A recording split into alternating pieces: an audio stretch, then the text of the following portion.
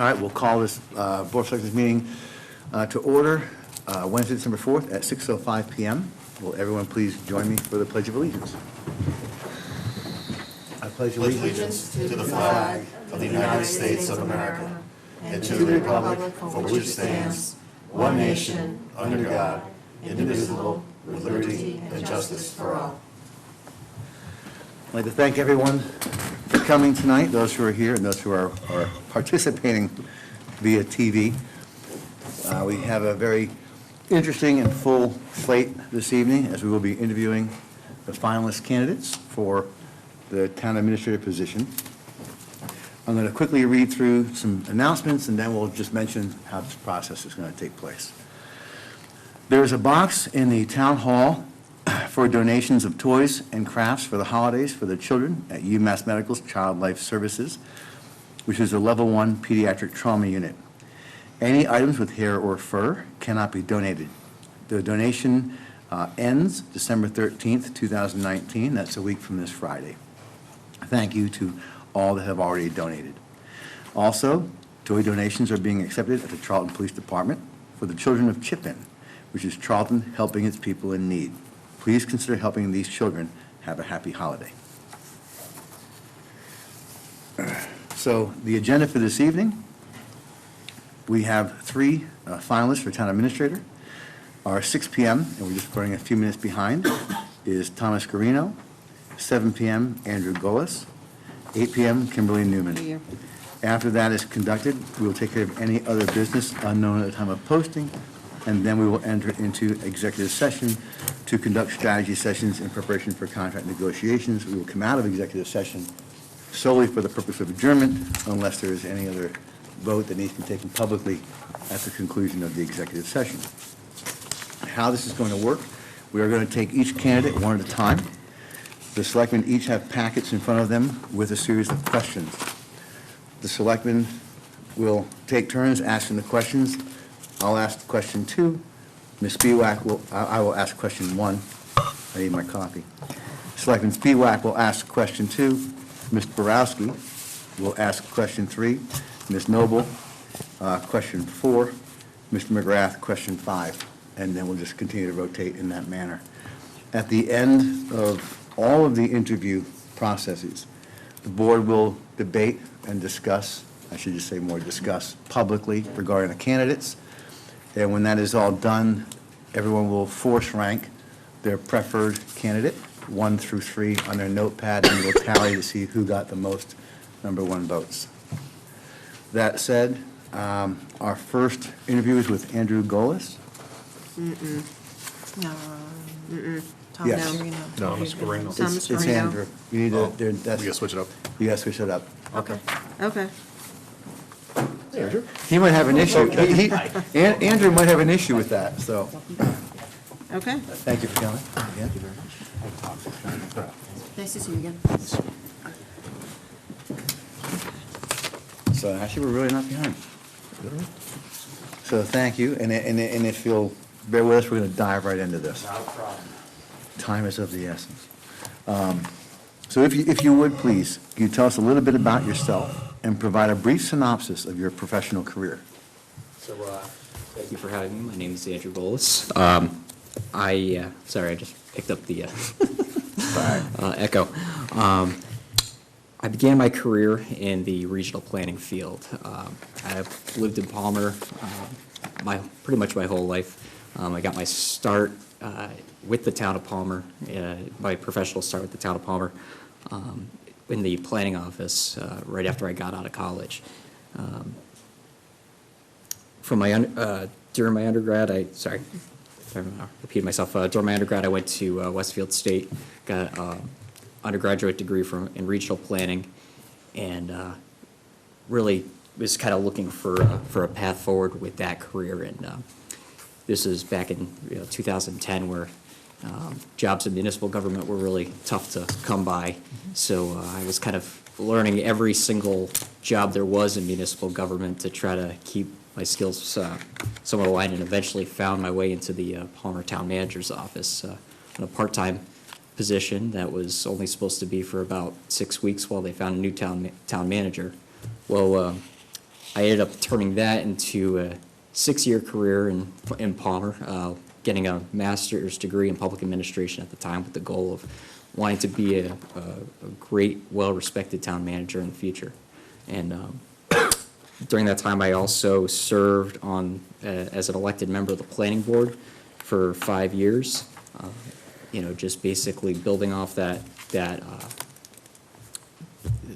passion that I had for planning and for trying to make my community a better place.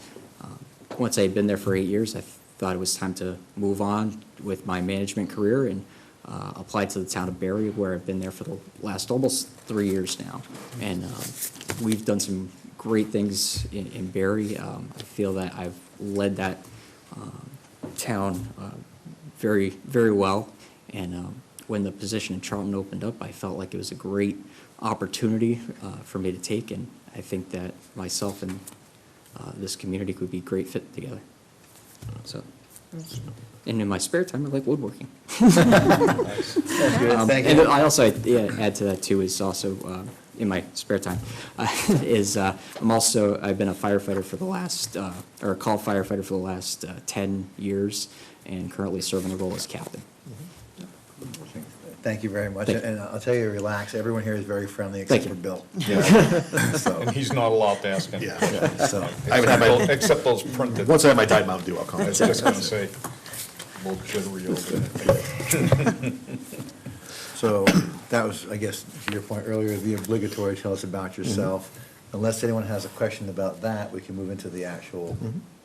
Karen, do you want to go with number 2, and we'll just go around from there? So help us understand how you will impact Charlton's professional organization and its work culture.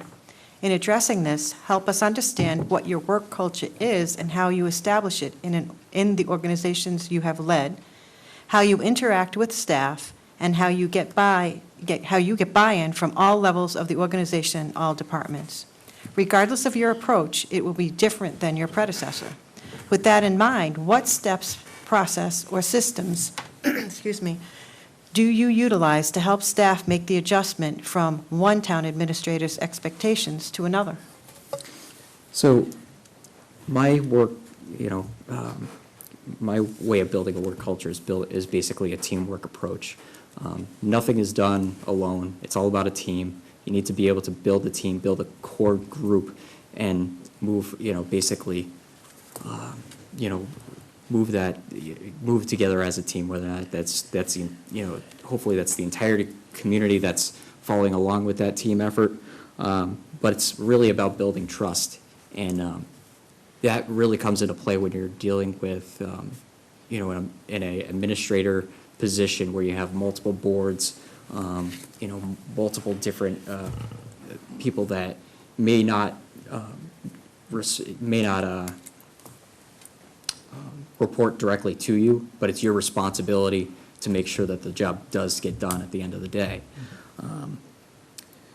So in order to build that, you have to build trust. You got to lean on your department heads as the subject experts and be able to kind of lean in for support when needed. Find out what motivates the department heads. Try to build on what motivates them. Try to find goals for them. Attainable goals that we can keep on working together back and forth. It's basically focusing on little victories with department heads, and how, as the town administrator, I can help support those goals be achieved. That's going to be my focus as the next town administrator, is to basically come in and find out how I can build those bridges between every single board, commission, department head, how I can advocate for programs that they want to see happen, develop that core team and on specific issues that need to get done, and make a plan with everybody and follow through with that, and adjust that plan as we go forward. So everybody's going to have a different expectation of me, obviously, in the position. So I kind of hope to set that tone right off the bat of developing that trust in the department heads, then they can turn around and trust me back. Any follow-up questions from the board? Mr. Borowski? Andrew, somewhat related, this question is much a multi-part and emphasizes communication, both with staff with both with citizens and employees. But what systems have you put in place in your present job to improve communications within town government for both citizens and employees?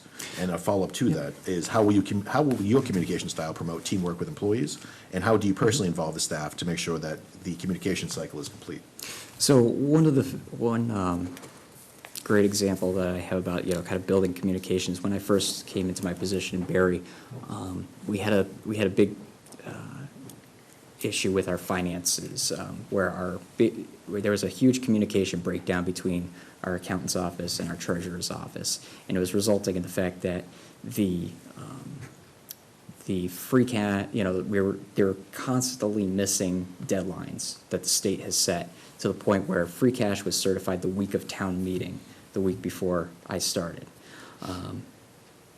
This was something that the Board of Selectmen held very high as a need to address. So we sat down individually, and we basically laid out responsibilities for each person. Who was going to be responsible to meet each deadline? We're going to be held accountable. We're also going to have regular meetings to figure out where we were in the process. Basically, just working together on that common goal that we were going to meet those deadlines, that with the long-term goal of we're going to get our bond rating back that was taken away when our former collector was had been charged with theft with a significant amount of funds about 8 years ago. So we're really been trying to build up, they've been trying to come back ever since.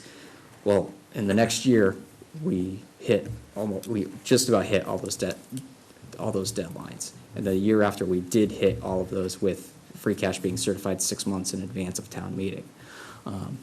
But, the basic parts of communication are, creating those face-to-face, having those face-to-face meetings to people, especially the ones that don't like responding to emails. And, you can't just send an email blast and expect that everyone's going to, look at it and comprehend it and going to get the same thing out of it. You got to kind of follow up with it with a face-to-face and say, hey, this is what I need. This is how it's going to get done. Do you have any problem with that? Is there any way that we can work together to make it happen? One thing that I've tried to regularly do is, before each Board of Selectmen meeting is at least on a monthly basis, is come out with a town administrator's report. When, it's typically 1 to 2 page report about just about everything that's going on that I have some handle on. I send that out to all the department head, to everybody that works for the town hall that actually has a town email, and then I post that on the town's social media page and make it available on the town's website, so that way the community knows what's going on. And anybody who has any questions about that can always follow up with me. And even if I don't have the right answer, I'll try to find the person that does have the right answer. And then just another way of improving communication is just finding a time to get together as a staff. And it doesn't have to be a staff meeting per se, that you're sitting down and going from person to person to say what's going on in your office, what's going on in your office. It could be something as simple as a luncheon with all of the employees, just to kind of naturally create that back and forth communication to develop some trust. So those are just some of the tactics that I would put in place to try to improve communications. Through the chair, just a quick follow-up. Andrew, could you just elaborate quickly on the emphasis upon communications with citizens, and even more specifically, your advocacy or not of social media platforms in order to get information out there, and why not? Right. I try to push, I try to at least get a message on onto some social media platform at least once every other day, just to kind of keep, even if it's just a small message, just to kind of keep it as a fresh place that people know that they can find information. It's obviously not the only not the only, you can't lean on it as as is, be all of everything, that it's the only way you're gonna push out information, but it's at least a good tool to try to get people that are online to kind of see that the town is, trying to get information out there and that it can be, a trusted source. Reaching out to community now is harder than it ever has been, even despite that, because everybody's attention spans are diverted everywhere else, whether or not it's more time at work or, other things that are just way more important than getting involved in local government. So, it's really got to try to find new and unique ways of reaching out to people to get them involved and want to be involved in the local government and getting that message out, getting the messages out there that need to be portrayed. How that goes at, so. Thank you. Thank you, Mr. Jim. Anybody else? Deb? Number 4? Thank you for your answers so far. Thank you. If you don't mind, please share with us your long-term personal and professional goals. And I'm not talking about short-term, I want to talk about 5-year, 10-year, and even 15 years from now. So personal goals, I guess, is tough because I've really achieved a lot in my personal life, I feel. I'm a homeowner, I'm married with 2 kids. I achieved the rank of captain on the fire department.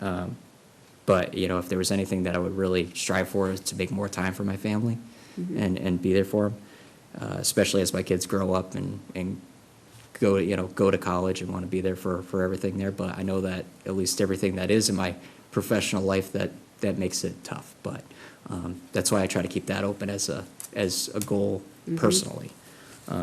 Professionally, my goal has stayed constant for pretty much the last 8 years, and that's to be a professional, to continue to become more professional manager that's recognized by both my community and my peers as being a strong leader. And that's really my long-term professional goal. I don't have anything that's beyond that to say, I want to be the town manager of that town over here or this town over here. No, I want to be a very strong manager that's well-respected by the community that I both work for and the community of managers that to be looked at as an example for other managers as they grow into the profession. To the chair, I'd like to follow up with one brief question.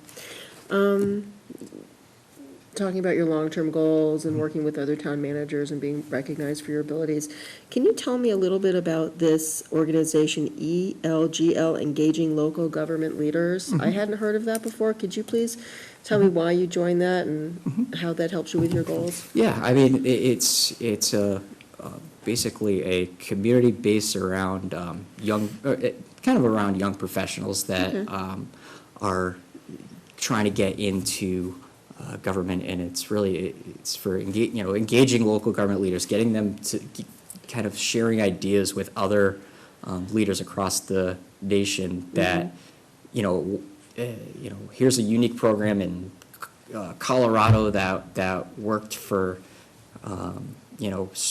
improving communications, and we're sharing it to other to other managers or people in the management profession to think that this might be. It's similar to ICMA, the International County Local, but it's on a much kind of smaller scale, more of a grassroots type of effort that kind of puts a little bit more, I guess, fun into it, because I think it's a little bit more tailored to a younger management demographic that's coming up in the field. Okay, thank you. Anybody else? Done? You gotta go. Hi, Andrew, how are you? Good. This is important to us. Yeah. What is your ideal budget development strategy? And how does your process begin, and how have you begun it, you know, in your previous job, your previous employment areas? In answering this question, please help us understand how you utilize staff to develop the budget from its construction to its formulation. And then how do you represent the requests from the staff and independent boards and committees, and how do you do you explain internally and externally the trade-offs made when making your recommendations? Share your thoughts about taxing to the limit of Proposition 2.5. So the budget development process really starts, you know, almost as soon as the previous budget year ends. And it really starts with kind of establishing that baseline revenue of where do we feel comfortable as a town projecting the revenues for the next year, well before the governor ever releases his House 1 budget. Knowing that, you know, really that the House 1 budget is probably going to be the most conservative budget that gets put out there. I try to use really conservative numbers for new growth and local receipts, and try to, you know, refrain from using the full 2.5%, but I know that every town is a little bit different, and it's tough to not utilize that when, you know, economic growth is growing at a much faster rate than 2.5%, and, you know, our expenses, you know, we can't just grow through cutting. So it is a difficult balance, but at least establish that baseline of where you want to be with your revenues first. Try to identify funding that you want to dedicate toward capital, whether or not that's taking from operational funds to dedicate toward capital, or if you want to say that it's going to come strictly from a free cash source or an established capital revenue account. But a main goal would be to eliminate any reliance on that the town has for operations on non-recurring revenue. That's basically the real main goal of what we want to do. We don't want to be relying our operations on funding that we don't know is going to be there the next year.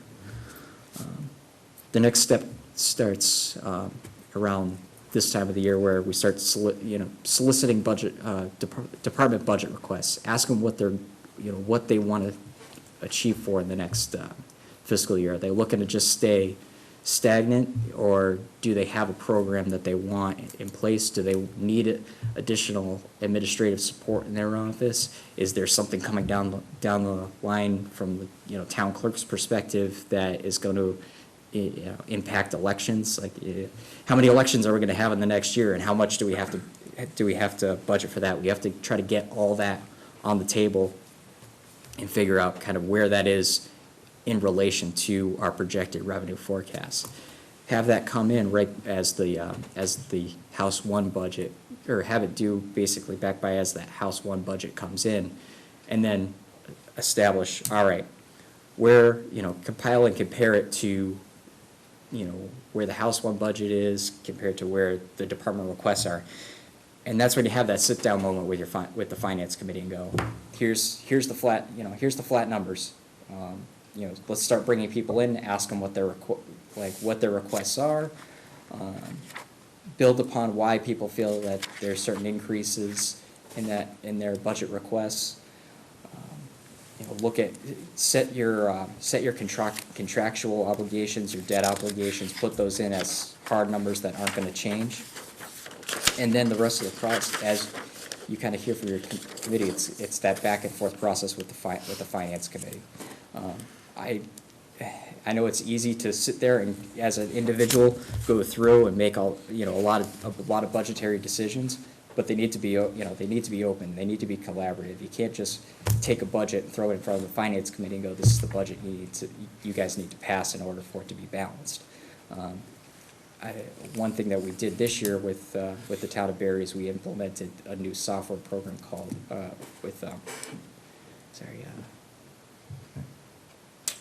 Now I'm blanking. That's okay. We do a lot to Yeah. It's fine. You're in fine company. Yeah, what's the job? So the name of it's escaping me, but it's a software where we can have that direct back and forth with the department head where they'll plug in their numbers. For each individual line item, they can elaborate as much as they want on it. And then on the other side is the revenues, which are held right up against it. And then I can sit there with my finance committee and go line by line and say, each adjustment, how is it going to impact that gap? We can go through, make edits, and then at the end of the day, once we feel that we've reached where we want to be, we hit the submit button, or at least where we hit the submit button, and it'll tell the department heads, this is where the finance committee feels, or we can ask comments back and forth during that period with the department heads, this is where we need to be. And then afterward, I try to sit down with the department heads and say, at least the ones that their programs maybe didn't get funded, that, unfortunately, we can't fund it this year, but let's try to make a plan on how we can do it in the future if we see it as a true benefit moving forward. But I think that it's, being open and honest with your department heads about what the financial position of the town is, as you're going into that process, that's important, so that way they know that you're not just holding back money and just saying no. Good. In less than 90 seconds, how do you determine a want versus a need? A want versus a need is,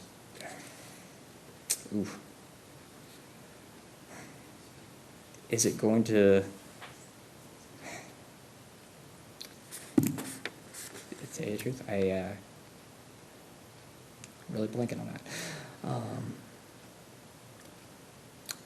Is it going to affect our operations negatively if it does break that we currently have it? If we don't currently have it, is it bloody critical that we do need it? I guess that's the best way of determining. Through the chair.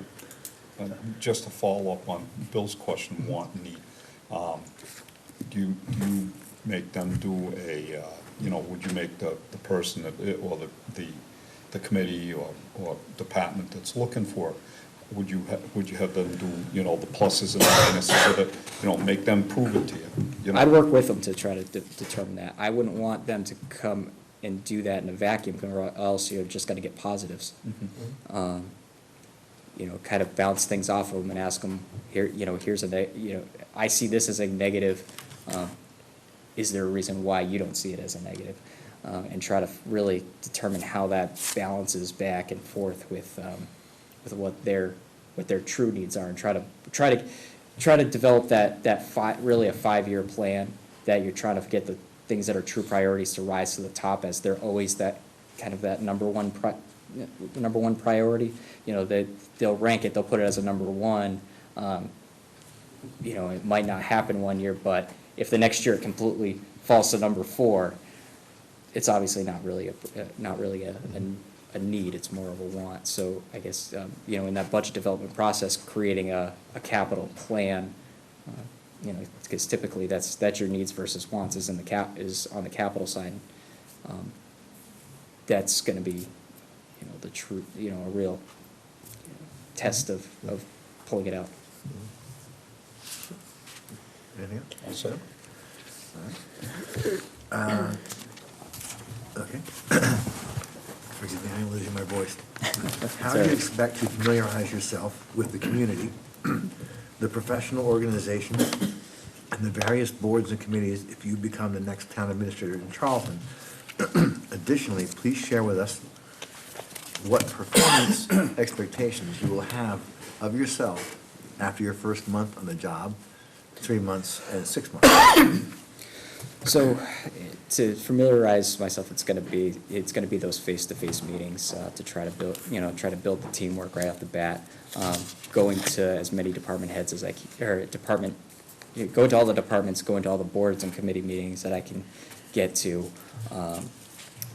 Within 3 months, I'd like to have some sort of, another community meet and greet to really say, I'm your new administrator.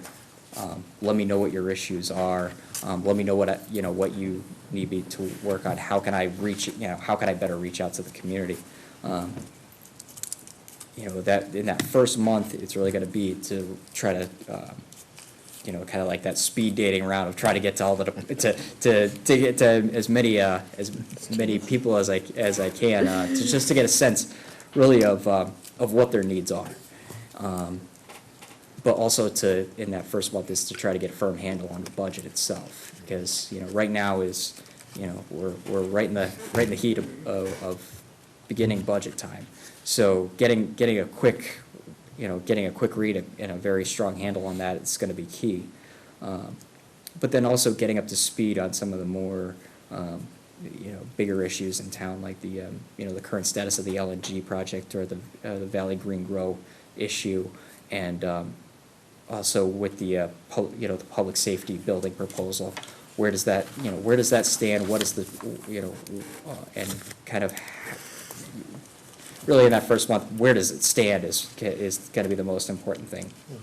Within 3 months, I'd like to have a preliminary budget drafted with the finance committee.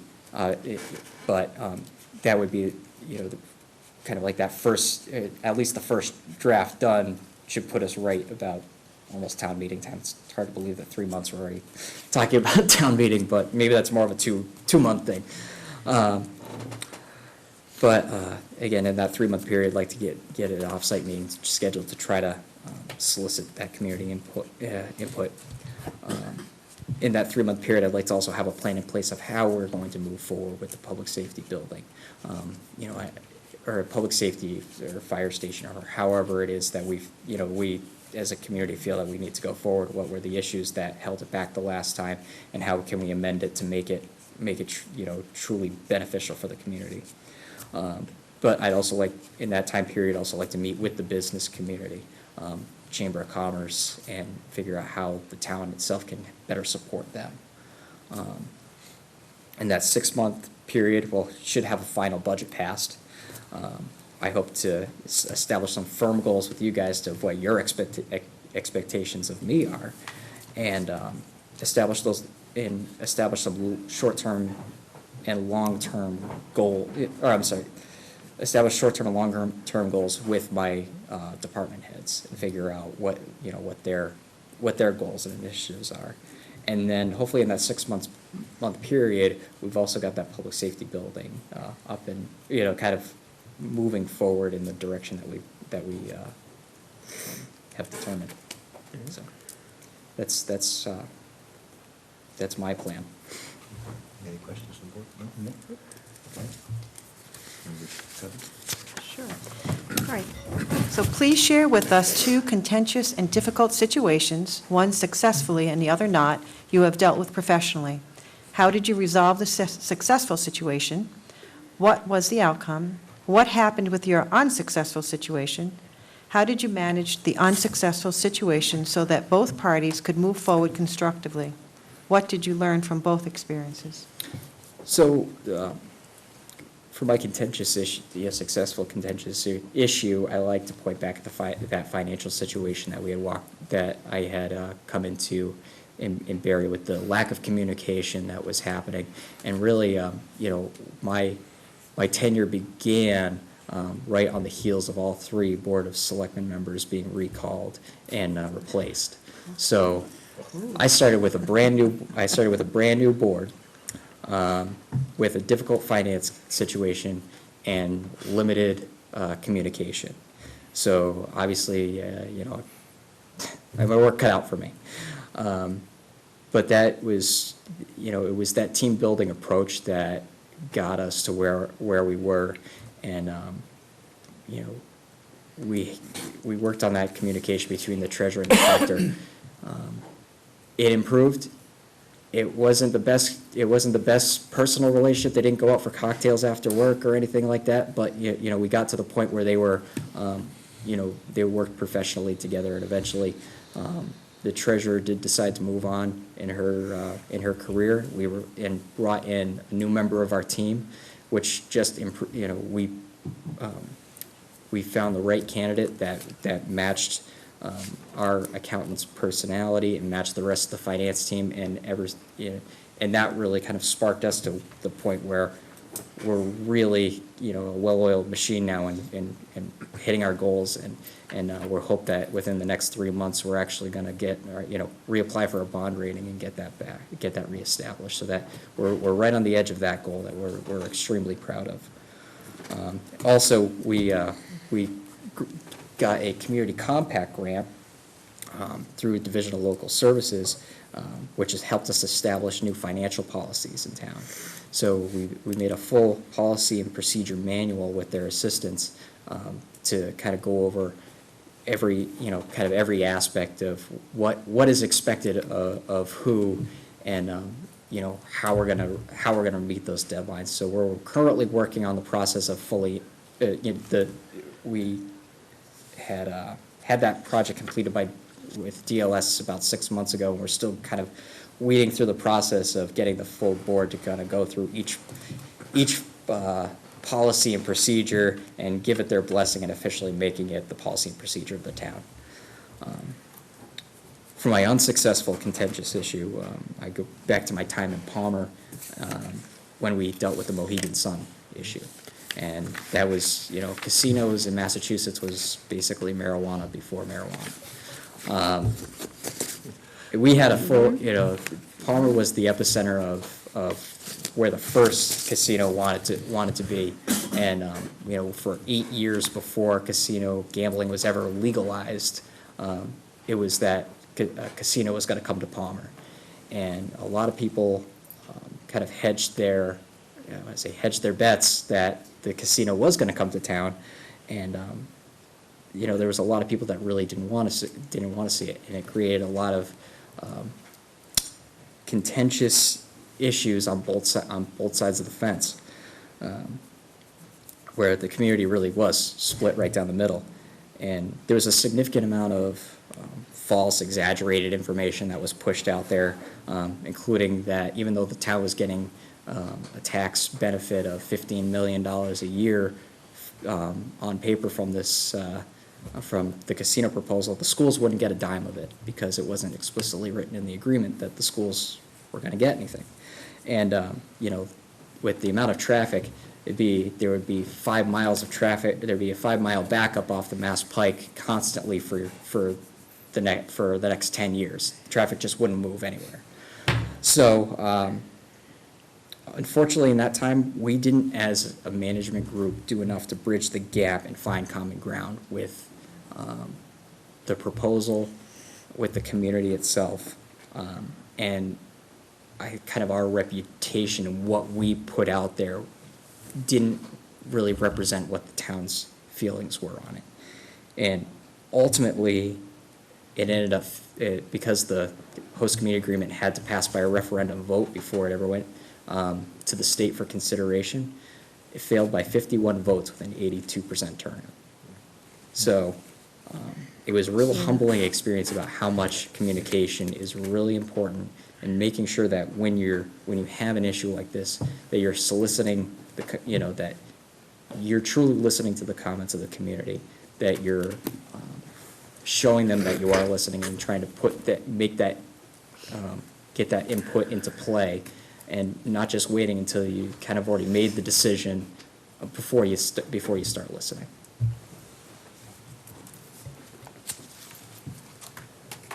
Questions from the members of the board? Nope.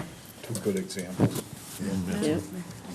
I think it's safe to say that relationship management with the board is of utmost importance. So if or when you disagree with the Board of Selectmen, how do you handle it? This is kind of a multi-part question, but it's really a common theme. Do you offer the board alternative solutions to an issue when they've only picked one and you are aware of alternatives the board may not be aware of? And how do you manage a 3-2 split vote on important and not important issues? And what actions do you take to try to keep the board together in harmony? Yeah, it can be tough, but I think that the key is to really try to find the common ground, because I think that in every split vote, there is still some ground that is shared, even if it's just there's not too many issues out there that are straight black and white. So trying to find really that middle ground and build on that. I do try to find alternatives when they are out there, but it's important to not undermine the decision of the board itself. and sometimes it's just a matter of, you know, we have to follow through with what the decision of the board is. Be honest, it's important from the position of the town administrator to be honest if they really feel that the decision of the board is going to negatively impact the town in the future, and kind of what those issues are. And that's, I guess, you know, why you really want to look for some alternatives if they are out there.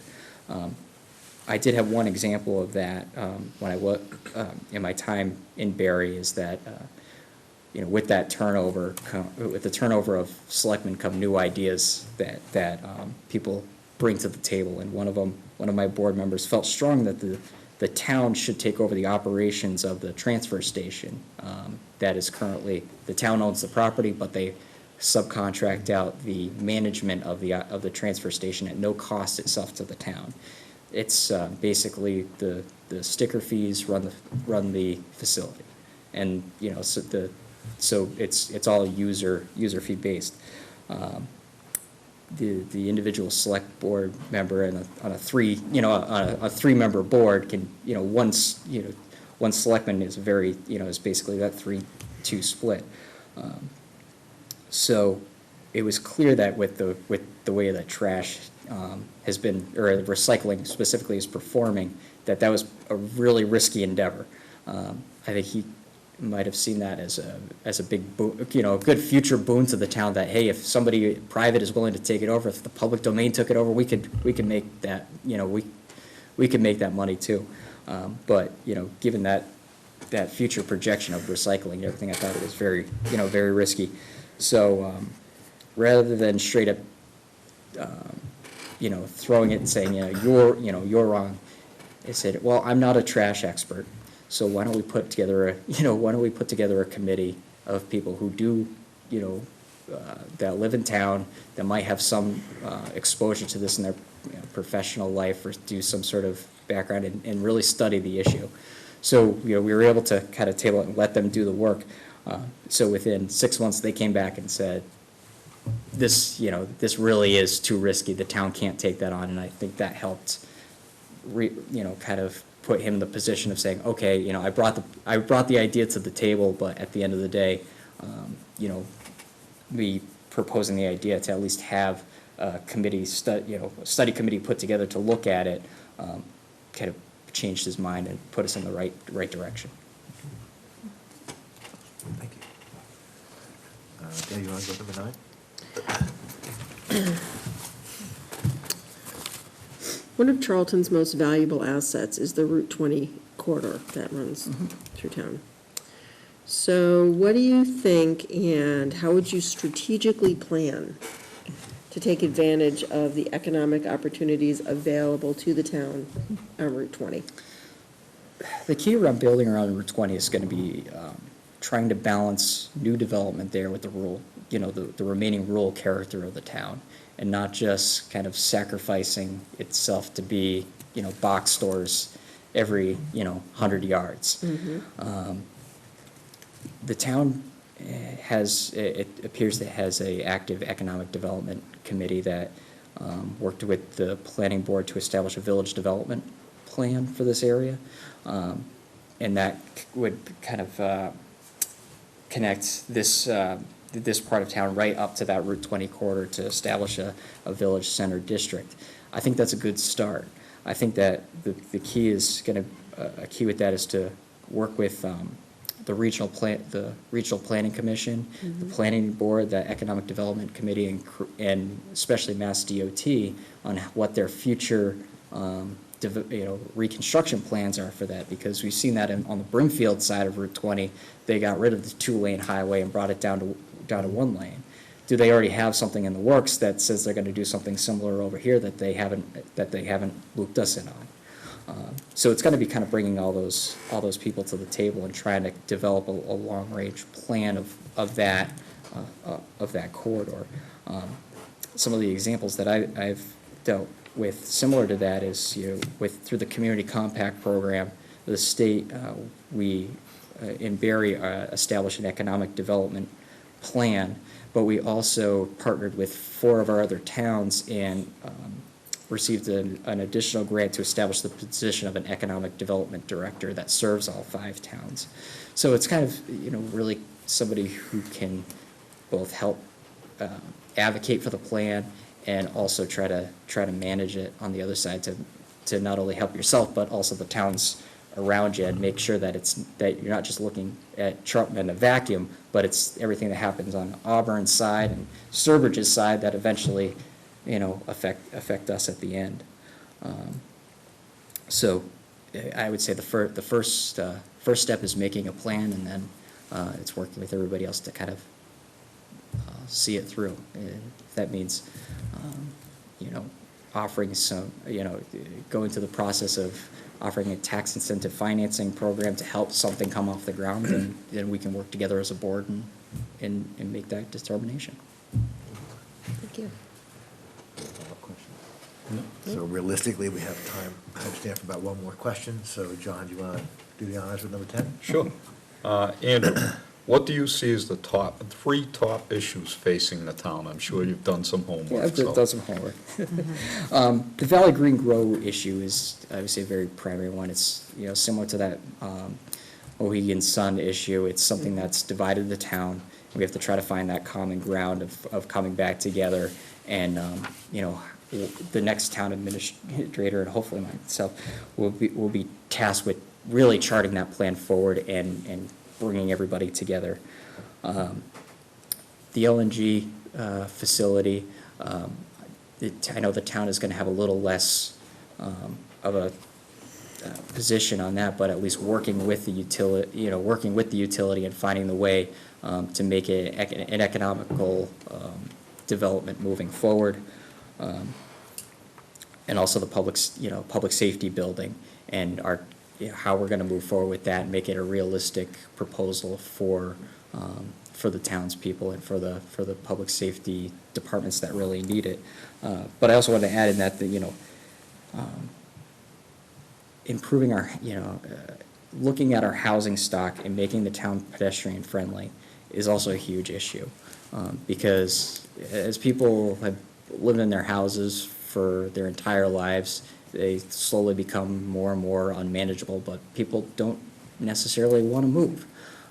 They don't want to move specifically out of the community. They want to stay here. They've lived here their whole lives. They don't want to be told they have to move to Worcester, because that's the only place that they can get housing. And that's the only place that they can realistically survive. So it's going to be making a plan forward that that people can live and grow and be here for their entire lives and enjoy their entire lives here. Andrew, thank you. Good I time. have one last question, we have time for. The last name pronunciation, Golis? Goals. All right. Jim, So, do you think- I think we're out of time. I was gonna say, do you think we have time for the last one? I do. I think we should ask him. I could keep Rick, it do we have brief. time for one more? Yeah. It's not you, it's us. I could be punctual. Oh, So we have time for one quick question, but we gotta try and do it All right. relative within a couple of I'll minutes. stick to the bullet points. I got the timekeeper in the back going. So, As he keeps talking, wait a second. what can I say? These are really short. Ask the So, question. the deputy, so, it's a long one too. Just make it short. The Dudley Charlton Regional School District is comprised of the towns of Dudley and Charlton. With a Charlton assessment of approximately 13 million, what? Yeah. Being the largest portion of the town's budget, please describe how you expect to work with the superintendent to fully fund Charlton's share beyond the state minimum required by law. Also describe how you would work with Dudley to make sure both towns agree on the funding needs of the district.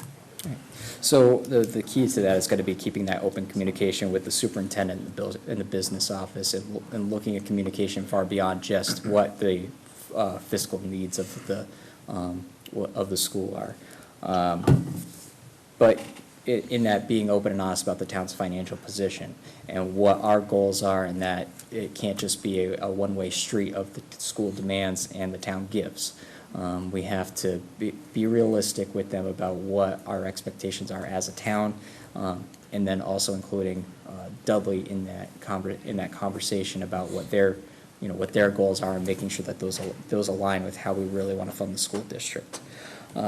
But also beyond that is seeking collaborative opportunities outside of just the budgetary areas, and whether or not that might be a shared staff position that could benefit both the schools and the town, but also an internship program potentially, because one thing that I'm working on currently with the Quabbin School District in Gary is a municipal government internship program based off a 100-hour criteria, where 40 of your hours is to basically learn all the little ins and outs about municipal government, but then the other 60 is to do an independent project about how you can improve one of those areas, and then come back and present that to the Board of Selectmen at the end of your semester.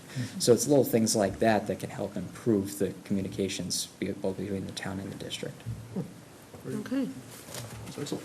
Thank you very much. I think we need to get Rick, hang on a second. I mean, we've escorted this process. He's our sergeant at arms. No problem. We might actually get you home in time to tuck your kids into bed. I was gonna say, Just in time. honestly, 8:30. Yesterday was close.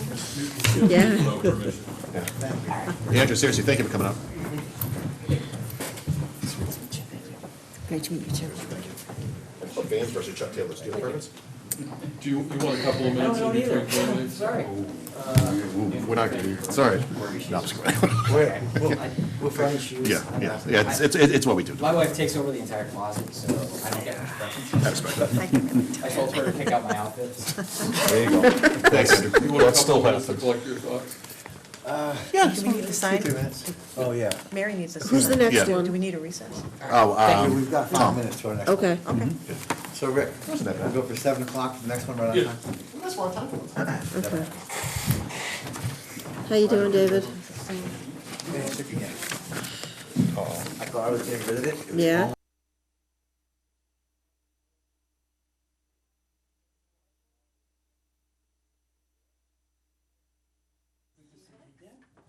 Is it you again?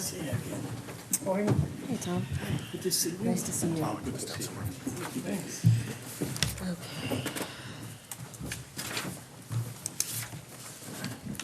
So, Oh, please, help us out. That's hence my soda, Okay. which I'll be switching over to Diet Mountain Dew in about 30 seconds.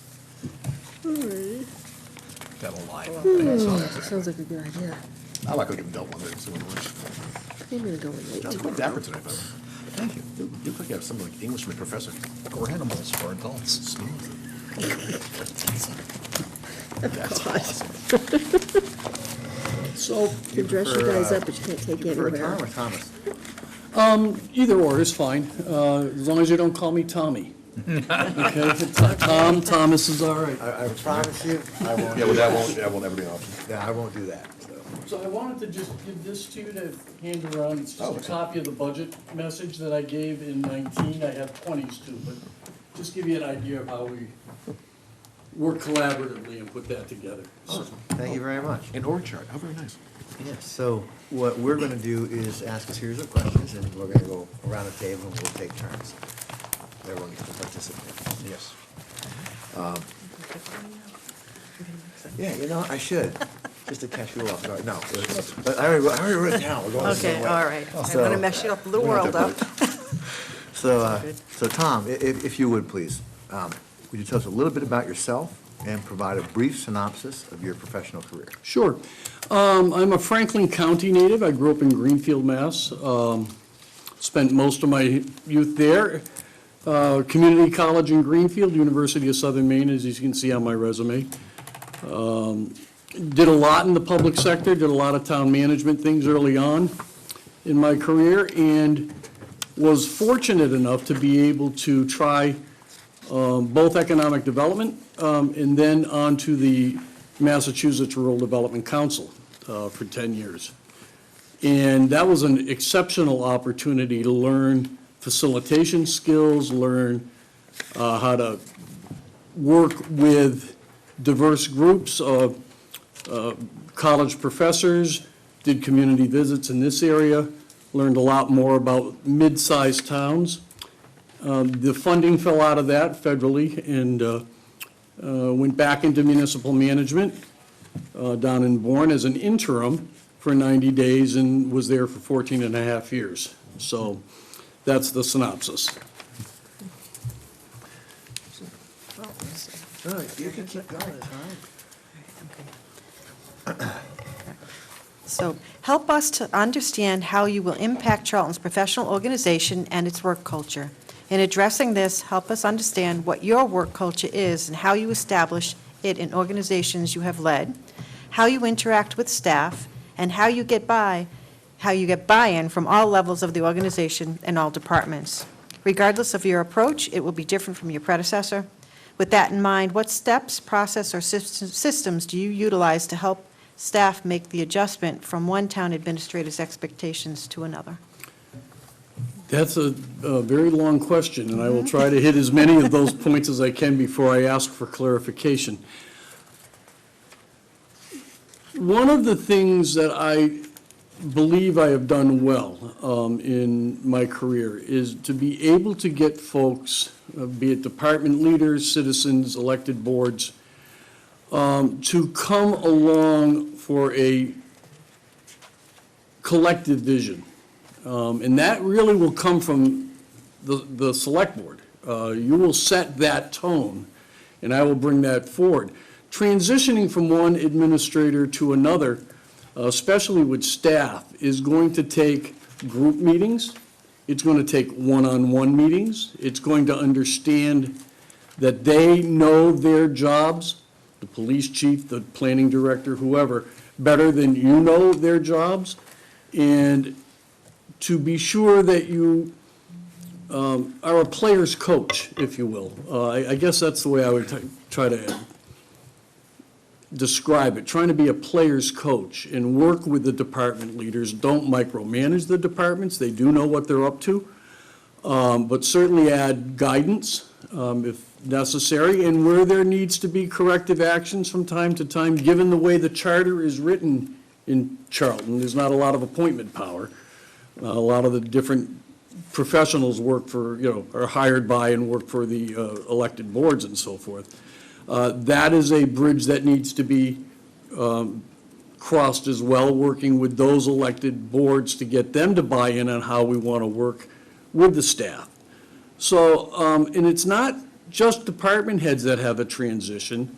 It's the administrative support staff, all the way down to the DPW employees on what's expected and how they're going to interact, or what the communication is going to be. I was fortunate in Bourne, with the exception of 2 department leaders. I appointed the entire management staff, with the select board having a 15-day veto power on that. So I was able to build a team as time went on. We had a lot of folks in Bourne that were long tenured employees, and we had a retirement tsunami is what I called it, over a 2 or 3 year period. And we really had to start bringing a lot of people in. I see, you have a HR director's position open right now. There's some other things I'm sure that will be open as well. And I think the other thing that I would point is that there are some big topic areas going on here. In reading the minutes, those that are up online for me that I was able to read from planning board and select board and others, you have a lot of issues facing the community right now, economic development wise. You have the pilot running out on the power plant. You have the LNG issue. Certainly you had the big issue that you worked with over the past year. And there are some, I think, some frayed edges that need to perhaps be brought back together. And I think that the type of work I've done in the past positions me really well into trying to help that out. Follow-up question? I think you hit the high notes. Tom, a somewhat similar theme, perhaps an additional emphasis on actual citizens in this one as well, but what systems have you put in place in your present job to improve communications within town government for both citizens and employees? And as kind of a segue from that, how will your communication style promote teamwork with employees? And how do you involve the staff to make sure that the communication cycle is complete? There are a number of ways in which to do that. I'm not a believer in having department head meetings on the third Tuesday of every month for the sake of having them. There needs to be a reason to get together. But there are a couple of things that I look at. I think that you need to support professional development of your department leaders. That builds trust and it builds respect. And it also gives them the opportunity to do their job better and serve the citizens better. There are certainly emails, and I'm not a big Twitter user to staff. I don't think that's really an appropriate way to communicate with staff. But certainly blanket emails, one-on-one meetings with the staff. I had frequent meetings with all of the department leaders. And if they believe that you're being straight up with them, they'll be straight up with you, and you have to be straight up and let them know what's going on. If it's a budget issue, we can only do this year, before we come in with the budget and before you go to the finance department with your budget. Be cognizant of these things. I will not surprise you, please don't surprise me, those types of things. So, Dave, just a quick follow-up to that. So, Tom, can you speak a little more with perhaps an emphasis upon communications with residents? For example, does social media come into play? If so, why or why not, et cetera? A lot of the different departments had their own Facebook pages, if you will, and other social media. Certainly recreation, health department, police department, if you ever get a chance to look at Bourne's police Facebook page, it's quite humorous. They do a very nice job with it. Certainly with the citizenry, one of the things, there are a couple of things that I did in Bourne. I had an open door policy. I really, unless I was in another appointment, any citizen who came into town who needed to see or wanted to see the town administrator or was just confused about something or had an issue with a staff person or whatever, that door was open. So that's one way on the micro way of looking at communication. On the macro, you get out into the town, you do what you need to do. You hit the Rotary Club if there is one. You go to the ball games if you can. Those types of things. We did a couple of years toward the end of my tenure there, we did what we call Town Meeting 101. And it was really a walkthrough of town meeting, so that people who may be going to their first town meeting would have an idea. We'd have the moderator or his designee there, the town clerk would be there, a couple of select board members, a couple of finance committee members, and we would open the doors for that type of thing. We also did local cable. Generally when there was an issue present. We didn't do a monthly show, but that's certainly something that we had talked about. Thank you very much. Okay, No questions, Deb? no. 4. Question number 4. Please share with us your long-term personal and professional goals. Where will they take you in 5, 10, or even 15 years from now?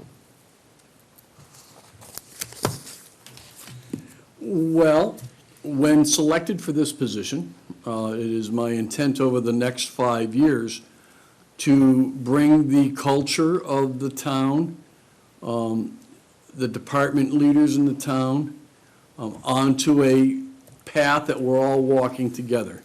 To have the select board and the other elected boards working well together, to work budgetarily, uniformly with the finance committee so that we're all getting the same information at the same time and there's not breaks in the action, if you will, relative to that. I expect that I'm going to work, notwithstanding the hair, I expect that I'm going to be in the workforce another 10 to 12 years. And at the end of that 12 years, it is my hope to retire out. But I like the work. I've been home been doing some work in Wareham. I don't know if you were aware of that. I mean, a week after I was through in Bourne, the town manager in Wareham asked me to come and do some organizational development and budgetary work for him, so I'm doing that right now. But I'm not one that can sit still, so my wife and I have discussed this, and we're really in for another 10 to 12 year haul. Okay. Thank you. Appreciate your honesty. Tom, this is a long question. I'm going to get my pen out then. So the first one is, first portion, what is your ideal budget development strategy, and how does your process begin? And I see with the documentations that you provided, you're pretty thorough. In answering this question, please help us understand how you utilize your staff to develop the budget from its construction to its formulation, so that it all doesn't fall on your shoulders. And then how do you represent the requests from the staff and independent boards and committees? And how do you explain internally and externally the trade-offs you make when you're making your own recommendations? And what are your thoughts about taxing to the limits of Prop 2.5? That is a long question. Okay. So budget development starts almost at the end of the last budget finalization. A lot, once free cash has been certified and once we know what the legislature is going to do, and although this is a regional district, we certainly, look to the cherry sheet as to what Chapter 70 was going to be and some of those types of things. My working with the staff was to be, this is where we're at. It's a zero-sum game. Every year it's a zero-sum game.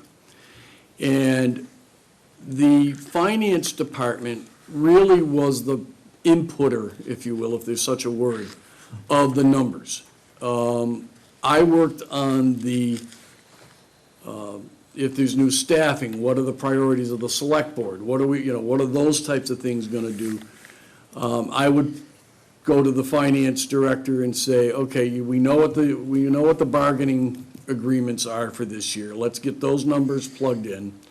And let's look at, based on the revenues that we know that are coming in, some of the things that we know that are hiccups coming our way, what our debt load is, all of the things that you have to do. Let's look at a X% overall. Let's bring that to the select board. Let's see if that's something that they are comfortable with. Because at the end of the day, the finance committee and the select board have to be comfortable with what's going forward.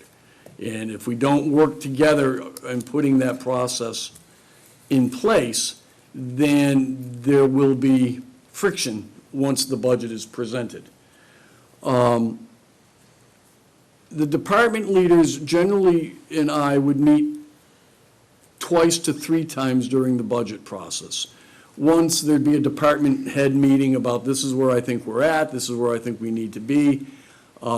We developed a process where there was no surprises over the last few years, no hiccups, if you will, as to staffing. Don't bring to the town administrator a new staff person unless it's an emergency situation the year that you want it. Plan ahead.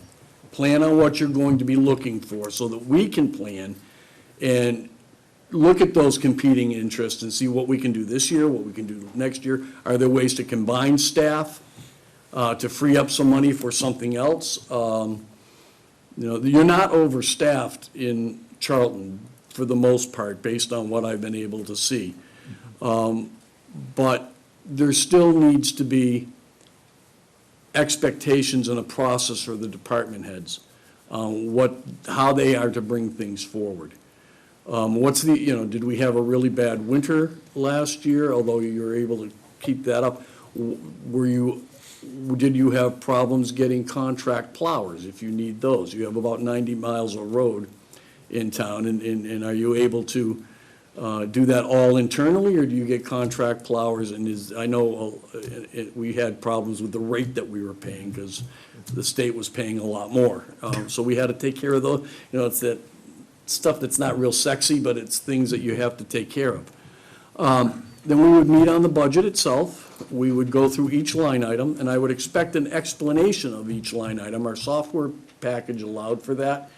And I would catch folks, giving me the same explanation year after year, and I would have to say, look, if there's $50,000 for X, A plus B equals C. Tell me what makes up that 50,000, so when I get asked, I'm able to tell you.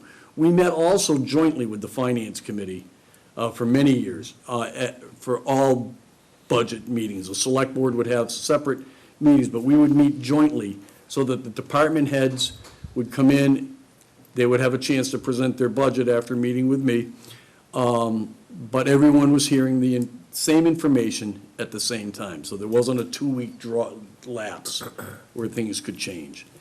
We'll go through the budget one more time with the department leaders after I've made some adjustments. And, you know, there's some compromising that takes place during all of this process, and we'll move it forward to the select board. It gets presented. The select board generally has, in Bourne, they had 2 to 3 weeks to really do a deep dive, if you will, and they would meet sometimes once a week, sometimes twice a week, to go through it, and then we would start the joint meetings with the finance committee.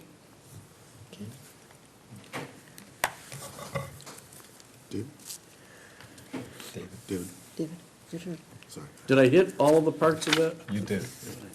Tom's a very, very brief follow-up. In 90 seconds or less, how do you define, or how do you categorize a want versus a need when A want would be, I'd like to have 3 new ambulances. That's a want. A need is our inspectional services division had an increase of 30% over the course of the year. I need another staff person. And it's documented. You can show the need.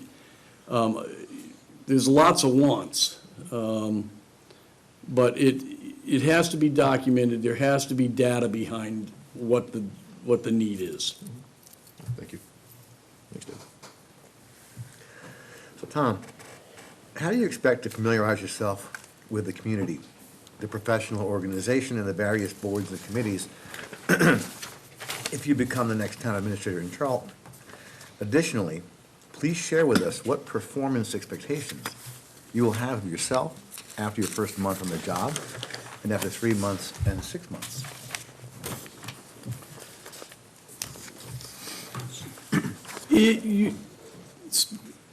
You have to immerse yourself in the community. At least, you know, you need to be present all the time, but you need to immerse yourself into the community for the first 6 months at a minimum. And that's going to planning board, going to Board of Health, going to conservation, you know, public works sessions, if there's a, you know, I'm not completely sure if there's a public works board, those types of things. You show up at the meetings, you don't participate, but you listen. And you get a flavor for what's going on beyond what the staff is doing.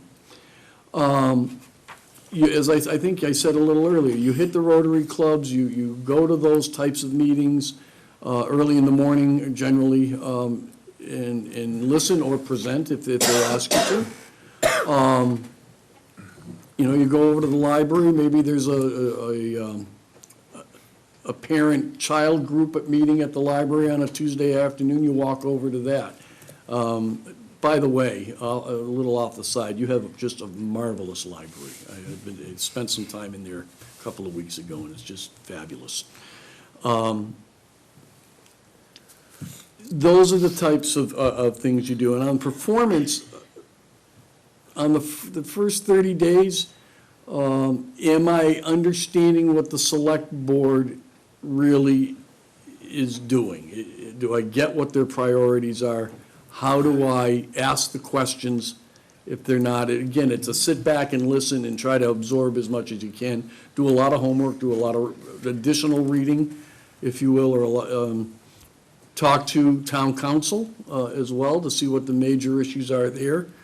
The Regional Planning Commission, you know, there are a number of places to talk to. I don't know how much regional transit you receive here from either WRTA or a different group. One of the things I'd be very interested in learning more about, I guess, is I know that the water issue in town is, you know, coming out of Southbridge right now, and there's I don't want to say a will or a plan, but a desire to bring that, make that town run, I guess, for lack of a better term, how is that transition going to be made? So those are the, that's going to be early on. Those are the big ones. What's going on with the natural LNG? What's going on with the pilot there? You have the case that was remanded back to the planning board. What's happening with that? Those are the types of things you really need to get up and ready to do. After 6 months, I would hope that the select board would provide me, not just what my performance standards may be, but would provide me some feedback on what's going well, what's not going well, what can you do better. Any follow-up question? No. Okay. Yep. So please share with us 2 contentious and difficult situations, one successfully and the other not, you have dealt with professionally. How did you resolve the successful situation? What was the outcome? What happened with your unsuccessful situation? How did you manage the unsuccessful situation so that both parties could move forward constructively? And what did you learn from both experiences? So we had these may take a couple of seconds to explain. And I'm not going to be able to get into the nuance of some of this as well. We had a park, town meeting put together through CPA, $2.3 million to renovate our town common, which is Buzzards Bay Park. And there was a citizen committee that worked with consulting engineers, landscape architects, to put a park together. The select board felt at one point that needed to be taken internally and not just the volunteer committee. I did not ride herd on that probably the way I should have. The end of the discussion is we had been open about a month and there was an accident, and I can't get into a lot of that. I shut the park down. We brought in an expert. I can't get into much of that either. And shutting that down, it was wildly successful. But it was, one of the problems was it was so successful, there wasn't enough room for a lot of people. And the outcome was positive, that the engineer, the contractor, and the town worked together, and I have to give our town council kudos on this. He threaded the needle masterfully to get that reopened. We had a successful reopening, and we made some changes to the facility, and it really had a good summer this past summer. So that was, I guess, the positive outcome of a very contentious. It was tough for several months. The other was a situation, and it was in the paper, so I'm going to, where I allowed a lateral transfer of an employee under the charter as I understood it at the time. It was serendipitous, and it's the truth, that the charter that had been changed came through later that same morning by email from Representative Vieira, but I did not know that at the time. It was very contentious. It was downright nasty for a while, and there was a move to suspend the town administrator. And one of the things to make that move forward was, if you will, taking one for the team so we could move forward. One of the select board members who was very hot about it, who was getting to the end of that person's term, wasn't running for reelection. And it just made sense to take it, move on, and let's go forward. And that was what we did with that. What I would do differently, I probably would have looked at the bigger picture relative to this transfer prior to doing it.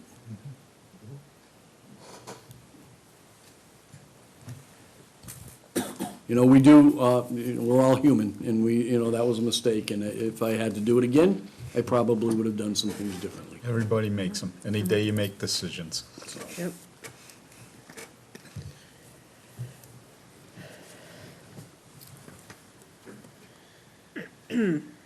Mr. Chair? Make a note. You good? So Tom, relationship management, especially with the board, is of paramount importance to us. This is really a multi-part question, but it's thematic, so I don't feel compelled to answer every single one of them. But if you disagree with the Board of Selectmen, how do you handle it? Do you offer the board alternative solutions to an issue where they have only picked one and you're aware of alternatives the board may not be aware of? And how do you manage a 3-2 split vote on important and perhaps not so important issues? And, what actions do you take to keep the whole board together? For many years in Bourne, it was a 3-2. I think there were only 2 years where the board was always, not always, but in a majority of the time, walking the same path. I think there's a couple of things that I would look at. A 3-2 vote is a vote of the board. It is a majority vote of the board, and it is incumbent upon the board to take that policy, whether it's popular with an individual member or not, and just as if you direct the town administrator to do something, whether he or she thinks it's popular, it's their job to go out and do it. When there's a 3-2 vote, that is the vote of the board. That is the policy of the board, and it's incumbent upon the board to, if not cheerlead it, not try to derail it, because it has been a vote. Where there is contention on a matter, there are a number of ways to address that. There are facilitative ways to do it, and they certainly have facilitative methods that we can work. There's one-on-one discussions that can be had. I caution on the one-on-one discussions because then there is a feeling that someone's getting information that someone isn't, that someone else isn't. But sometimes you have to do that. You have to be able to have a frank discussion with the members. Certainly bringing alternatives and asking perhaps that the vote be tabled or deferred until the next meeting so that the administrator can go research and see if there are other alternatives out there if they haven't been presented yet. Relationship management is hard. There's a changing board frequently. There may be 2 members one year, 2 members the next year, and 1 member the third, and you're dealing with 5 new people in 3 years. I had 17 or 18 board members in the time I was in Bourne. We had recalls. There was contentious times. And the best way for the town administrator to survive and thrive is to just do your job. The select board may want to get involved with the day-to-day politics or get involved with the politics of the community. That's what you stick your necks out for every 3 years. My job is to implement. Thank you. Any follow-up questions from the board? Whenever you're ready, Deb. Thank you. Okay. My final question for you has to do with the Route 20 corridor.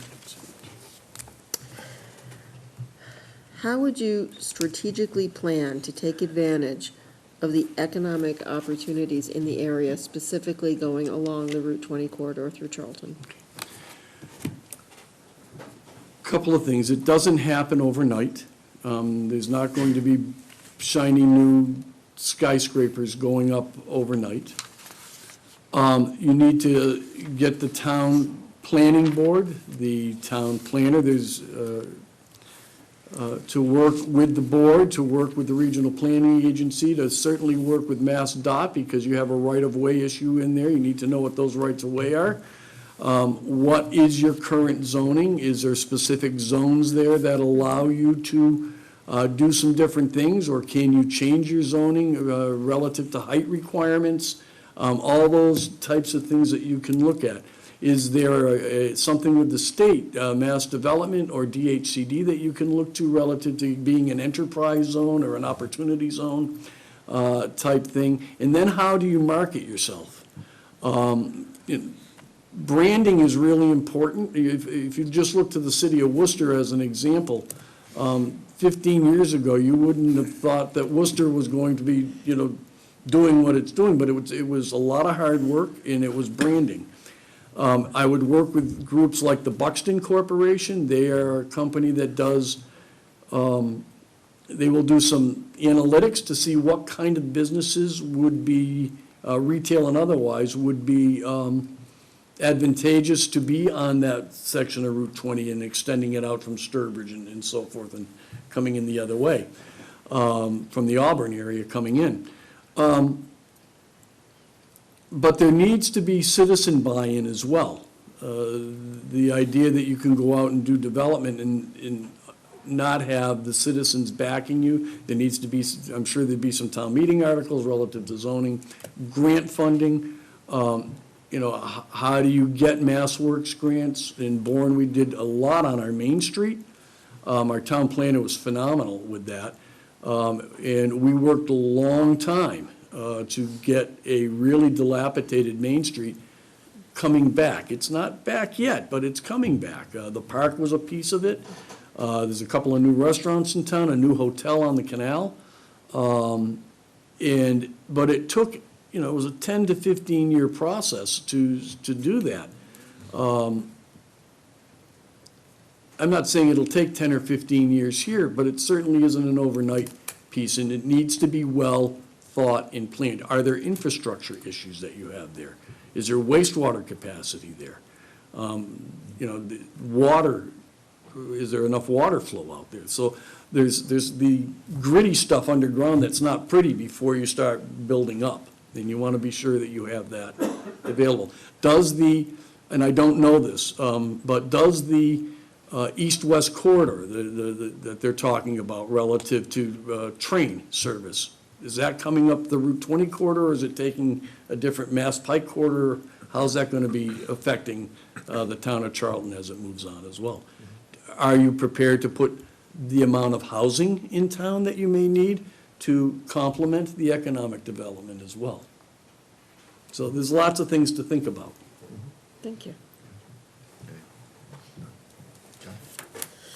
Tom, I'm sure you've done your homework, it appears that you have.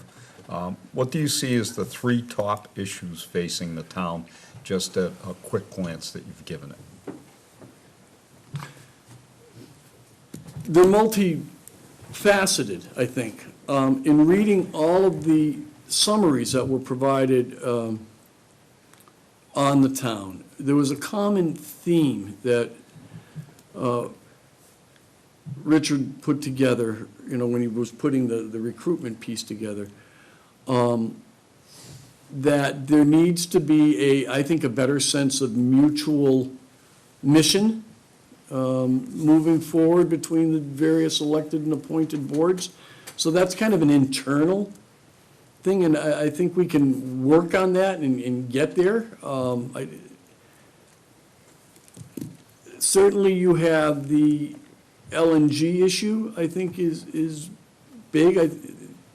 The pilots running down, some of the things I discussed earlier are big. Economic development is big. You have an relationship with the school department, even though it's a regional school. You have to have a good relationship with them, and to do that, you need to be in sync with my counterpart and your counterparts in the town of Dudley, and work with the superintendent and work with the school committee, so that there's not surprises, and we know what we can expect from them, both budget-wise and capital needs-wise. One of the other things, when I drove around town a few weeks ago, was on Veterans Day. I was here for quite a while. Disappointed the clam place up on 31 was closed, but very happy I found Francesca's. So it was a very successful day, if nothing else, for that. But your infrastructure, your facilities are pretty good. The police department, I don't know if it's big enough, but it looks like visually it looks like it's in pretty good shape. Town hall appears to be in pretty good shape. The library, as I stated earlier, is just phenomenal Your parks down in back of the library are really good. The elementary school looks like it could use a little TLC. It's getting, in the fire station, looks like it could use some TLC. Putting together a good capital plan that is predictive will be helpful. So I think, it's always money. Do we have the money? How do we get the money? And I think you have enough major issues that are on the plate right now that you have to deal with that we're going to have to work together on. Thank you. Any follow-up questions now? Almost done. This is a long one. I'm giving you a chance to get your pen out. So, the Dudley Charlton Regional School District is comprised of the towns of Dudley and Charlton, with the Charlton assessment of approximately $13 million being the largest portion of the town's budget. Please describe how you expect to work with the superintendent to fully fund Charlton's share beyond the state minimum required by law. Also describe how you would work with Dudley to make sure that both towns agree on the funding needs of the district. So I think I hit a little bit of that in the last question. You spend about 45% of your budget based on what I gleaned from DLS on education. Bourne spent about 37 or 38%, but it's a little bit bigger, and it's just the way things worked. You need to, as I said, I don't want to be too redundant, but you want to be meeting with your counterparts, mine and yours, in Dudley.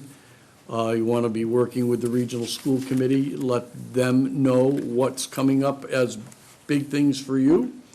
One of the things that we were able to do in Bourne, and I know if Superintendent LaMarche is still here, I'm sure I'll be corrected, but we didn't always agree.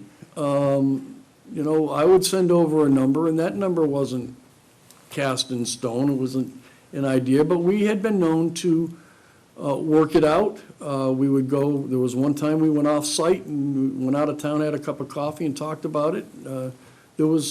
But we talked about it. That was the key on what was coming up and what we could expect.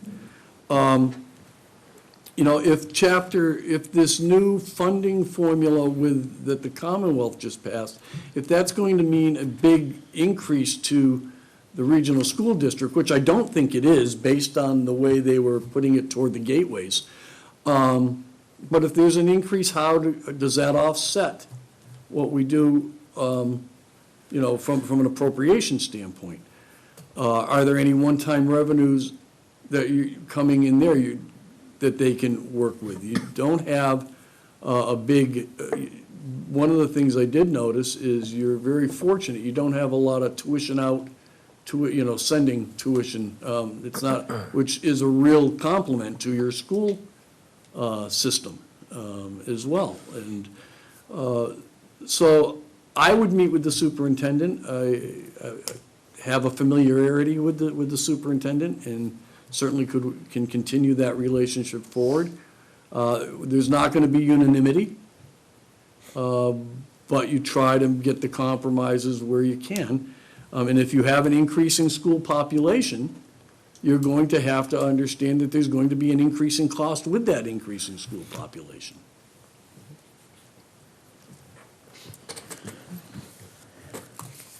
Any follow-up questions?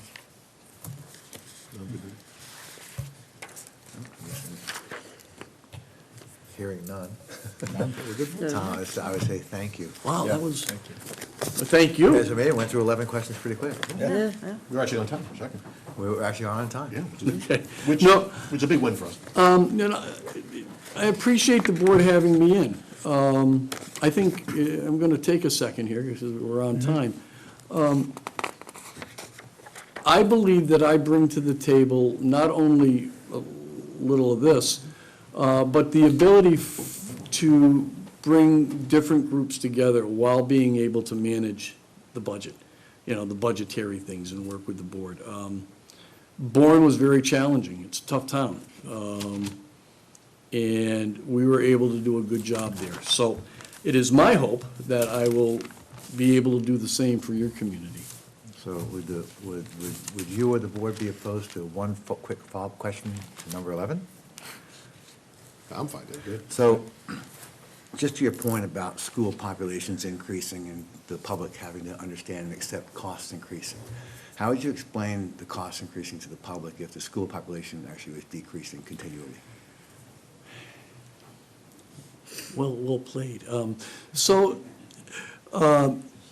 There are, you have physical plants, you have state requirements, you have federal requirements. There are, I don't like to blame special education because that's part of the educational component, so I don't, but you have physical plants, you have needs.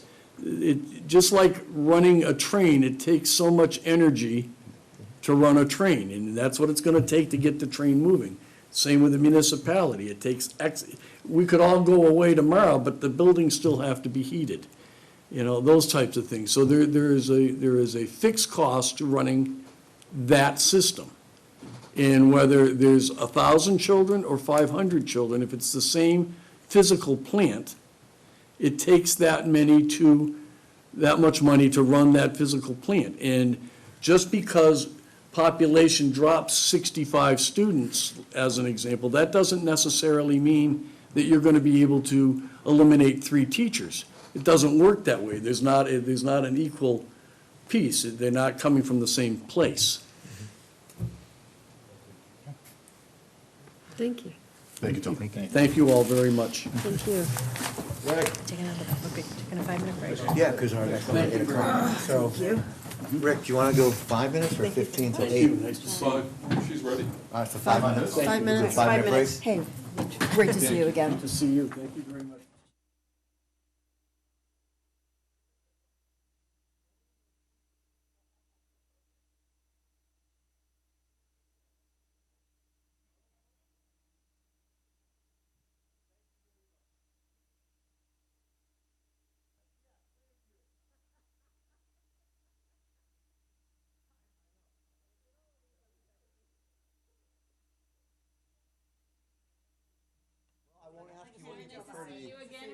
I won't ask you what you prefer to be called. Kim, sorry. Hi, how are you? I'm good, how are you? Nice to see you again. Nice to see you. Nice to meet you again. Thanks for taking me here. Hello. Oh, yeah. We don't want to keep yelling at Kim. Does anyone want to bring No. I don't know, we kind of love this place, don't we? Thank you so much. We basically moved in over the summer, so. Yeah. Our summer schedule was really light this year. Oh, that's nice. Keep hearing how Yeah. it's just a breeze, yeah. I think generally speaking, what? Instead of meeting once a month, we've been once a week, but it's kind of the same. We've bonded. Yeah, It's all it, good. it happens, right? I felt like we ought to set up our own little apartment here with, you know, bed and kitchen, and we'll just start sleeping If I give here. you Bar. Just a quick heads Yeah. up, how's it gonna work? We have a series of questions, and we're gonna go around the table twice, and Okay. we'll try and knock them all out in a reasonable time. I'll try to be concise. Not a I will problem. start with the obligatory easy one. I'm a little chatty. So, if you would, Kim, Yes. please tell us a little bit about yourself and provide a brief synopsis of your professional career. Great, this one is good. So I have been in some form of municipal government for 18 years, which seems amazing, really, to say at this point. I'm from Rhode Island, so both my master's and my undergraduate degree are from the University of Rhode Island. I followed a very traditional town manager career trajectory, which is once you realize that's what you know you want to do, there's a very specific career ladder that you follow, which is management intern, which is some type of analyst, which is assistant to assistant manager, and then manager. So I've done all of those things. So I made it all the way up to the top of the ladder. So I've worked in organizations that were as large as 1.7 million to 1,000 to 17,000 to now 6,000. I've worked in all different sizes of governments, different forms of governments. And within those roles, I have managed budgets that were $1 million and also $550 million. So I've done a whole gamut of things. I've done specifically just capital budgets and analysis. I've done operating budgets and analysis. I've done town meeting form of government. I've done all the different types. In Primarily, my focus within those roles has usually been in finance. I'd say my background traditionally is in math. But I also have served as the human resource director at every job I've had, really, except for one. So, and in acting capacity for Parks and Recreation, library director, planning director, whatever the case has been. So I guess at this point, I can honestly say I'm a generalist. So, so small towns, local government really is a very natural fit for me. Obviously, I'm from New England. It's pretty much second nature. I am ICMA credentialed manager. I'm one of, I think, 35 in the state of Massachusetts. I have been now for, I want to say, 6 years. So I'm very proud of that professionally. And I think that's it on the professional front. I can tell you many specific details within these jobs, but I'm sure there's questions that are going to ask me more specific things. Yeah, some are short, some are long. That's fine. I'll try to be short. Speaking of long questions, you might want to get a pen out. Okay, I'm ready. All right. So Kim, help us understand how you will impact Charlton's professional organization and its work culture. In addressing this, help us understand what your work culture is and how you establish it in the organizations you have led, how you interact with staff, and how you get buy-in from all levels of the organization and all departments. I'm not done. Oh, man. Regardless of your approach, it will be different than your predecessor. With that in mind, what steps, process, or systems do you utilize to help staff make the adjustment from one town administrator's expectations to another? Okay, so let I me. didn't write this one. Let me start at the easiest part, and then I'll add the context. So in my last two positions, so let's go to Kansas first, just for fun, because that sounds exotic. So I'm from New England, and I managed a small city in Kansas, right? Obviously, a person coming from New England and having to incorporate into a really tight-knit community of that size requires a lot of collaboration, right? And basically, personal relationships and winning over through competency, transparency, just, I would say, like, I'm using the term relentless, but that's not really the right term. It just takes persistence and the dedication to let people know that you are genuinely interested in their town, right? That's universal in any state. In Mendon, they were without an administrator for the 3 years that I arrived. So the stack that was on the desk was this tall, and no manager or administrator had lasted, well, coordinator and then administrator, has lasted more than 3 years before that. So these are two environments in which I have just previously gone into, in which I'm not going to use the word hostile because that's too dramatic, but they weren't exactly primed for ease of walking in the door. So I wouldn't say that I have that it was specific approach in either one. I would say basically my work style is honest, it's open, it's approachable, it's relatable. It requires a lot of sit-down time with individuals in each department, learning what they actually do. I mean, what the highway department does here is not the same as the highway department does in different places. I mean, really actually taking an interest in the departments. There's no other way, there's no shortcut to figure out how to get buy-in in an organization. There just isn't. You have to put the time in and you have to listen and learn the actual details of how the place works. That said, I mean, an organizational culture doesn't just disappear because a new person walks in the door. I mean, you have to respect the culture that existed before, you have to honor it in all the ways that you can, and, you know, change is difficult. Especially in, I'm gonna get a little soapboxy, but in what we do in local government, I mean, there's a history to it that's important, right? Without going to the whole public service, it's very important, we're all dedicated, but there is, and you have to, each town is very proud, they have their own set tradition and their ways, and the staff, especially longtime staff, is very aware of that, and it's important to them. So building a culture, whatever culture you build in any place, has to really reflect and respect what is already there and then build off of it. I don't know, that's an elaborate kind of answer, kind of grandiose, but like, there's really, besides just putting the time in, there's no magic wand. So a quick follow-up to that. So if you're going to really work off the culture that was already there, and I guess the belief that you can't necessarily change a culture, but at the same time, I can't speak for the whole board, but I would think that a new town administrator would want to come into an opportunity and also make it their own. 100%. So how then, if you're going to honor the culture that was already there, and there may be good things about that culture, there may be bad things about that culture. You want to honor a culture, but at the same time make it your own. How do you balance that? One way is to never disrespect what came before you.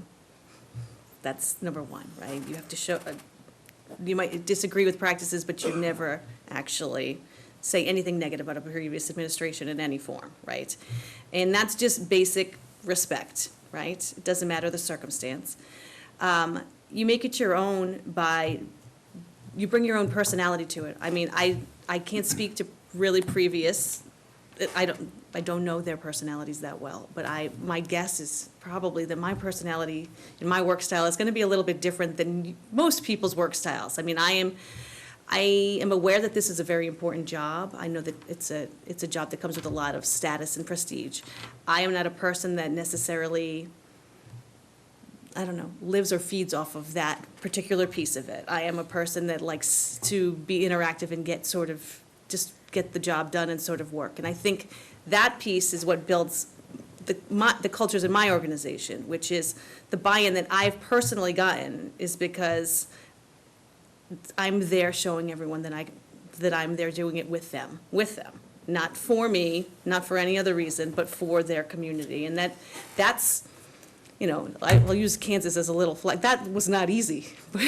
That was not an easy place to win over by any stretch. I mean, just the idea, like, of any person coming from anywhere, but I mean, especially a girl coming from New England and landing in, like the Wizard of Oz, yes, you can go there, in the middle of Kansas to run their city. They've never had anybody even come in and do that before. That was difficult. And I mean, we did it. It was great. I mean, when I left, it was very difficult. I mean, we did so much together. I really take a lot of pride in that. So this should be easier. We all have the same accent, at least here. I don't sound like I'm from the South End. You go from one cold place to another, you fit. Right, well, it should be. Any other follow-up questions? No, Bill? So Kim, it's a somewhat similar topic, but what systems have you put in place in your present job to improve communications within town government? And this is an important part to me, at least, for both citizens and employees. And kind of a secondary piece of, how will your communication style promote teamwork with employees? And how do you involve the staff to make sure the communication cycle is complete? Man, these questions are elaborate. Okay, so let's go with the first part, and then I might ask you to go back on the second part. So, communication systems in place, let's talk about staff first. So this one, it's kind of funny in a way. So there was nothing in place, and I'd say this, we didn't have Windows, we didn't have Outlook, we didn't have anything when I got to Mendon. So I mean, I know we're talking more of a conceptual concept for communication, but I'm just giving you the basics. Like, there was nothing in place. We didn't even have shared file servers. I mean, there was nothing. So I can say we've checked off that box in the sense that now we can communicate on the same network. How do we actually communicate? How do we actually do it? How did we improve it? So one of the things I like that we do is that we have staff meetings, of course, right? We have department head staff meetings, but then we also have a staff meeting in which any person, any member of the staff, or really any board or commission can come to that. We'll close down Wednesday afternoon, 2:45 for a half an hour. Typically, the topics on those agendas are like whatever the Board of Selectmen, the last agenda is, or what's on the warrant, or and then everyone goes around for the good of the group. You know, that really helped. Because when I got there, I mean, library director didn't know the senior center director, didn't know the police, I mean, they didn't know each other. So that was new, I mean, and different.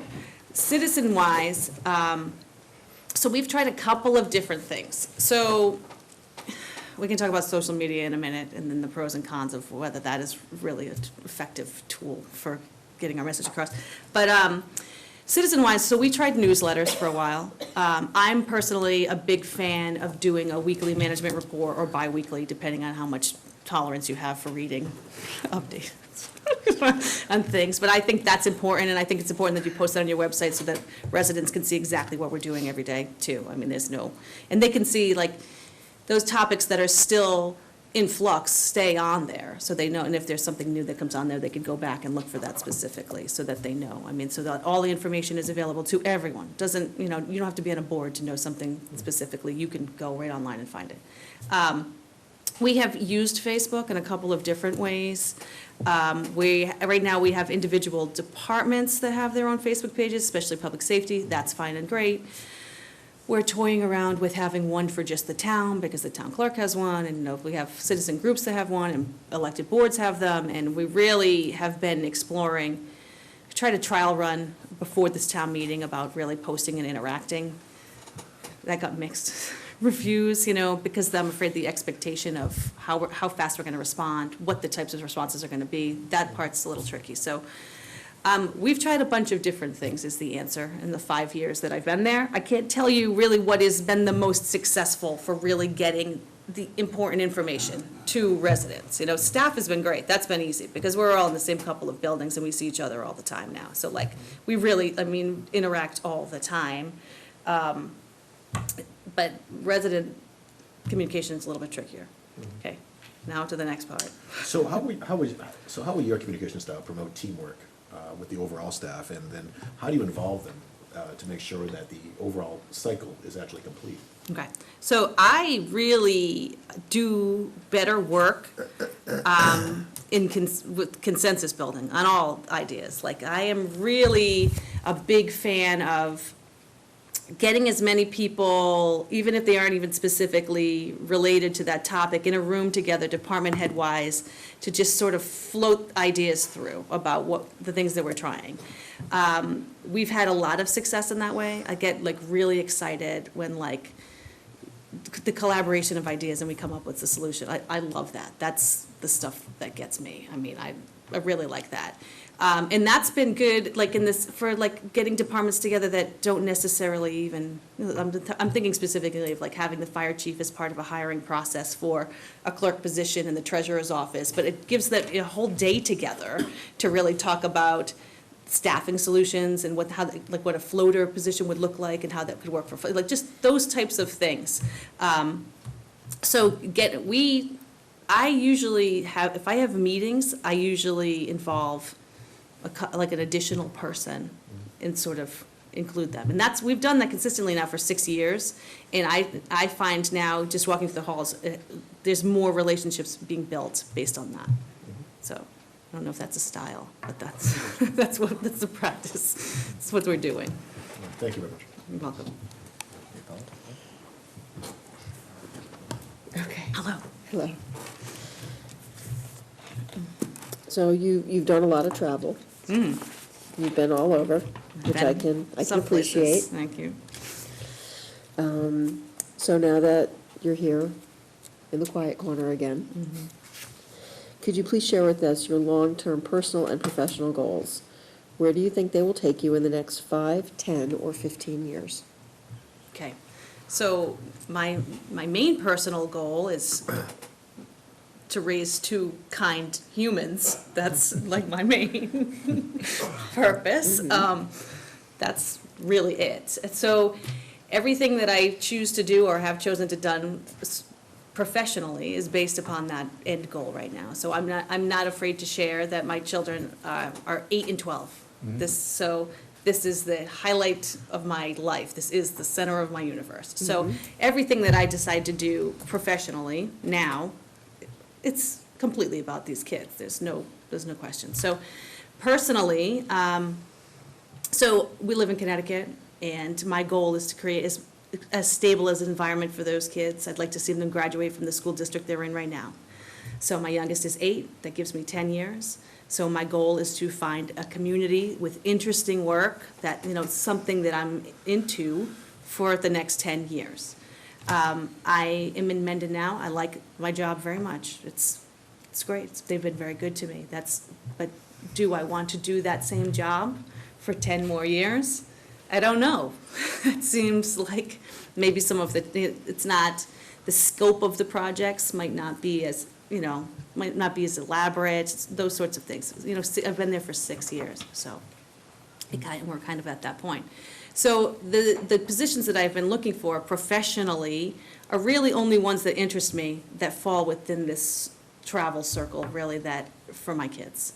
So it's really like, I only want to work in Massachusetts, I want to live here, eventually this is the goal. And so it limits my scope, but I'm not interested in every job that opens. I'm only interested in one that have some unique challenges. I happen to have a strange skill set in picking places that need a little assistance getting back on the track a little bit. I'm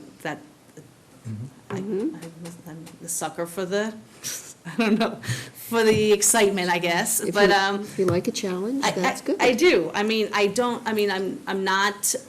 not afraid to say, I hate being bored.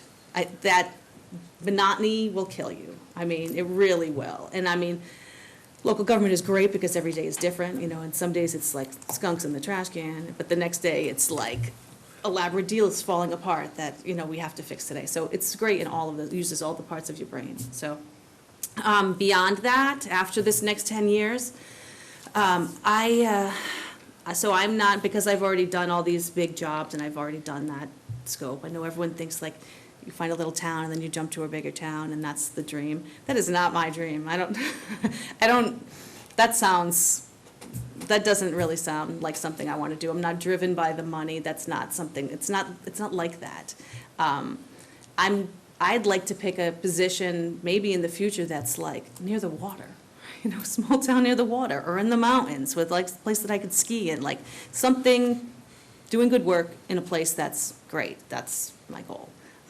Not going bigger or better, it doesn't drive me. Maybe when I was younger, but not anymore. I'm smarter now, right? Smarter, not harder. I don't know, one of those expressions, so, That makes sense. okay. Thank you. Go ahead. No, go ahead. So this is another detailed Oh, my question. gosh. Okay. So, and it centers around the budget. What is your ideal budget development strategy, and how does your process begin to develop the budget? In answering this question, help us understand how you utilize the staff to develop the budget from its construction to its formulation. And then, how do you represent the requests from the staff and the independent boards and committees? How do you balance that? And how do you explain internally and externally the trade-offs made when making your own recommendations? How did you come up with what you're recommending and Okay. why you came up with that? And then as you know, budgets here in Massachusetts are affected by Proposition 2.5. And what's your thoughts about taxing to the limits of Proposition 2.5? Okay, so let's start there, and then I'll tell you what my budget process is, what I've built in Mendon. So taxing to the limit, that's not for me to say. That's really based upon the need that the community says that it wants. I can build whatever size budget that you'd like to see based upon whatever goals and priorities you say that you need. That's ultimately, at the end of the day, it's your community, and you are the ones who have to answer to that. You're the ones who are going to hear the heat for it. I'm just going to put the math together and help you defend your choices, right? So if you need to tax to the limit because you have needs that you absolutely have to have based upon whatever analysis we've done, then we do that.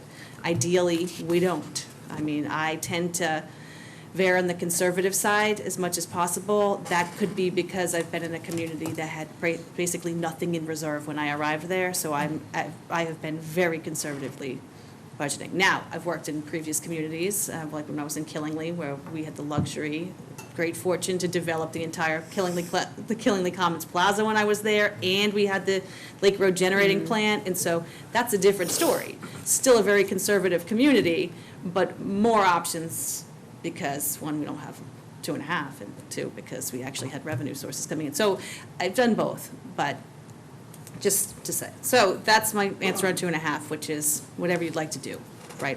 It's your prerogative.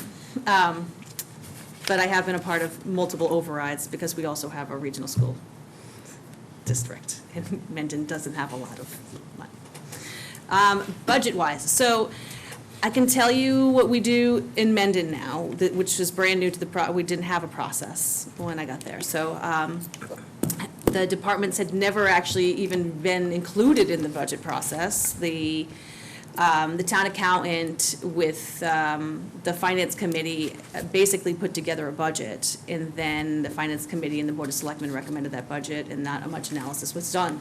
That was the extent. So I'm a big, so as I said, I've been coaching and mentoring most of my life. It's very natural to me to want to empower people. Right, the department heads are very competent and good. There's no question. These are good people who are very good at their jobs, never had actual control or even information about their budgets. So we started with the very basics, which is teaching everyone how to even use the financial systems, creating budget forms, both capital and operational, for requests so that they could justify their requests, and then actually helping them prepare for and go to FinCom to defend their requests. The first couple of years, because we were so tight in building reserves, it was only based upon needs, no wants, really, like what was your budget last year, if you have some sort of inflationary increase, but no requests. 3 years in, I finally said, I need to know everything that you want. What are you dreaming of? Because we've got to start building a bigger picture of where we need to be operationally and how that will play with the school. And so that was really challenging for them to go in front of multiple boards and say, I want all of these things, and have everyone say, we can't afford any of this, but have them understand where they fit in the picture. So one of the questions, I think, is about how do you help them understand how that fits in the spectrum of everything. I try to actually just tell them the truth about how it's not an easy conversation all the time. I'm going to use the library, because this one, it really still gets me, and then public safety. And I'm very supportive of public safety. We have a great public safety department, excellent police department, just getting back to being fully staffed there. But we have other departments, like, just to give you an example, we have a library that only has one full-time employee. The rest are one full-time and all the rest are part-time. And the children's library program has grown exponentially over the last couple, it's one of the most successful things they do with that library. I mean, it's just crazy. And the person in that role right now is excellent. It's excellent. Like, this is a place where you would love to see expansion.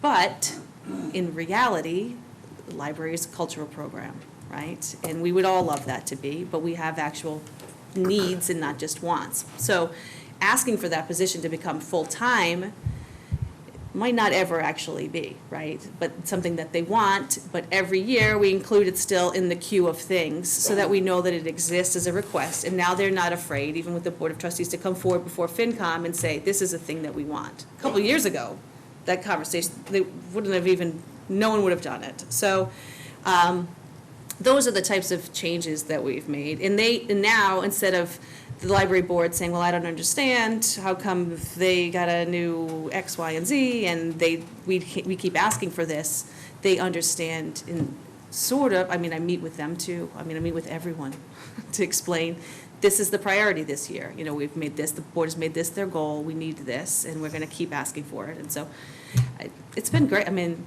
it's really running I should knock on something, but it's been running very smoothly. I was really surprised and actually kind of relieved last night to learn that, I don't know, it's a blessing. We finish our budget, my goal is always by St. Patrick's Day, right? So here I'm thinking, it's December, you guys have got to get on it, but you're actually till May. It's right, you can change yours up until 14 days before. So just was relieved to hear that information.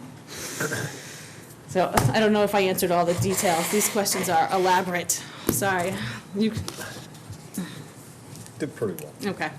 If you want to ask that question. Please go. Yeah. So can you elaborate a little See, bit go ahead, yeah. more on how do you classify a want versus a need? And when something does fall into the want category, Yes. how do you explain to the department head that, no, you just can't do it now? Usually say that, but I say why. So I mean, so I think, for the most part, and I don't, I mean, most of the department heads within your organization, if they've been part of the conversation just generally and are aware of each other, right? Hopefully.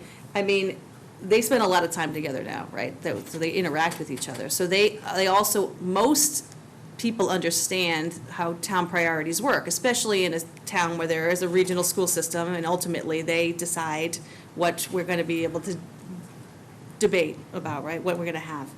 So I mean, it's really about how do you make them not be resentful over time, right? That one department continues to get funded and one does not, right? And I think it's really about making sure everyone understands, like, I'm gonna use, I hate to keep using it, it seems like a cliche, but let's just use fire, you know?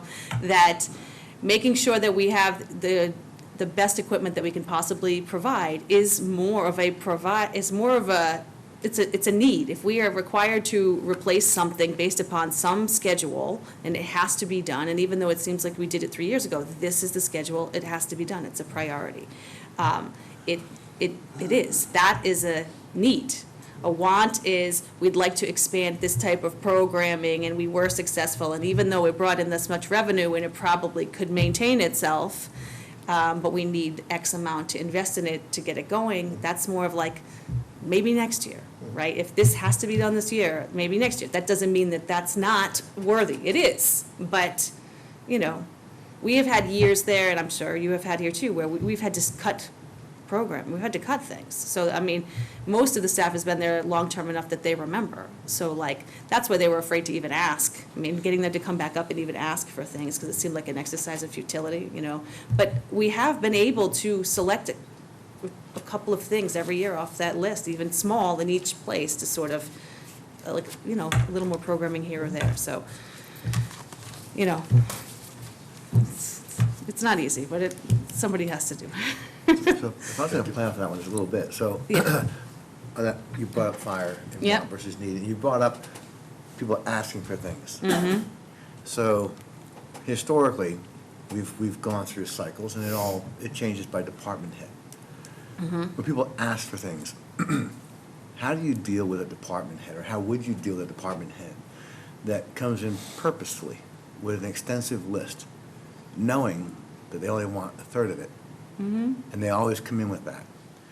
How would you deal with that kind of a department head? This doesn't even need to be hypothetical, and this, in my mind, isn't even public safety, so we all get a pass, because, you know, we have this, I have it every year. I also have you sort of have the same system too, because I don't know, based upon my limited conversation yesterday, you don't have a depreciation schedule for equipment either, or a capital replacement schedule, right? So that free cash grab that comes along in the fall to replace capital things, and so the loudest voice gets the most, right? And so they get to come back and say, I've been asking for this for so many years, right? They ask for that, they can send me the list every year, submit it every single year, right?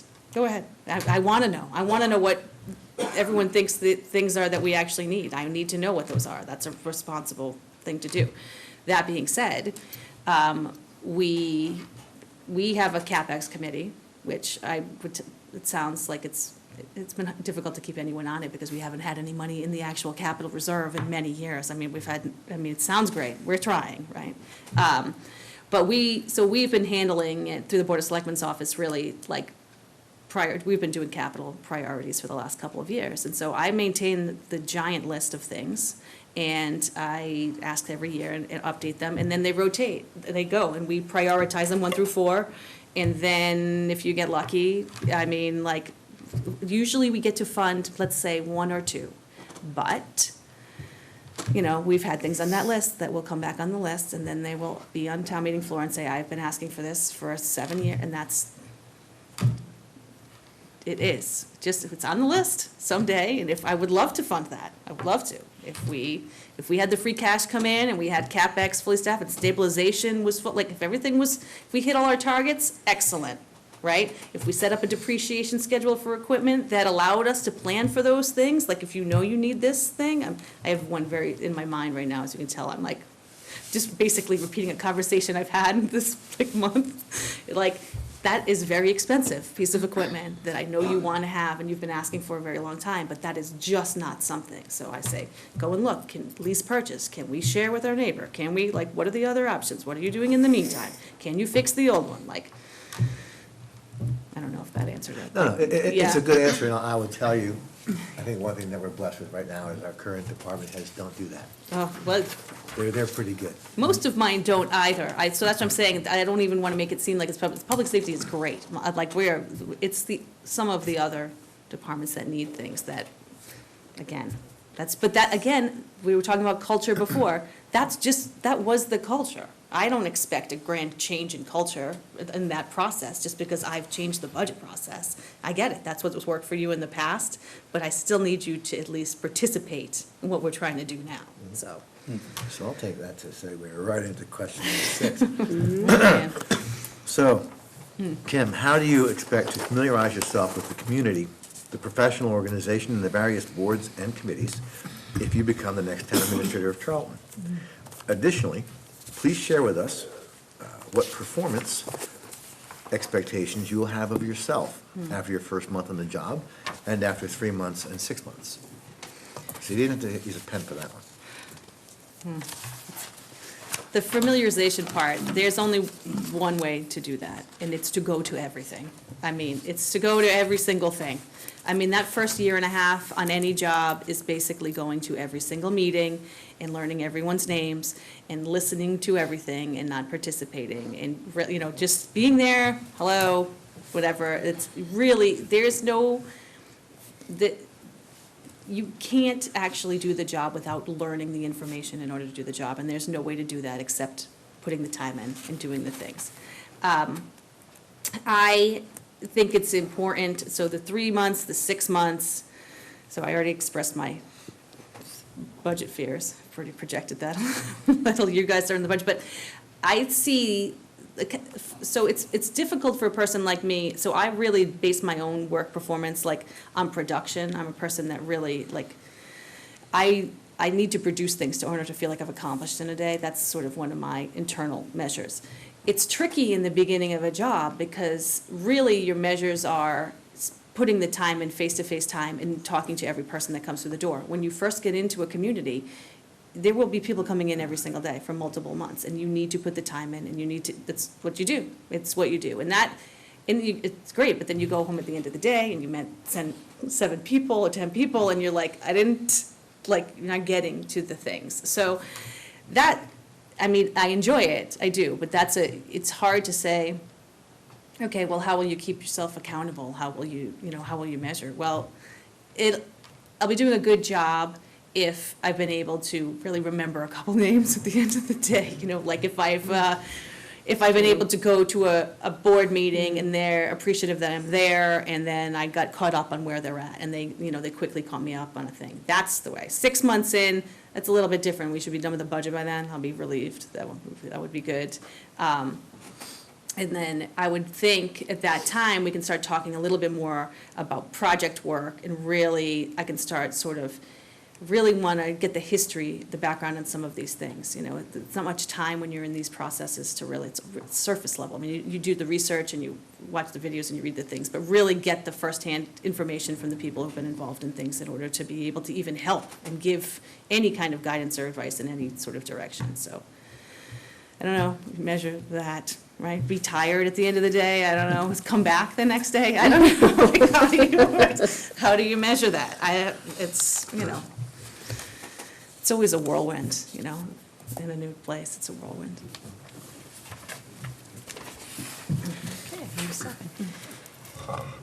Share with us 2 contentious and difficult situations, one successfully and the other not, you have dealt with professionally. How did you resolve the successful situation? What was the outcome? What happened with your unsuccessful situation? How did you manage the unsuccessful situation so that both parties could move forward constructively?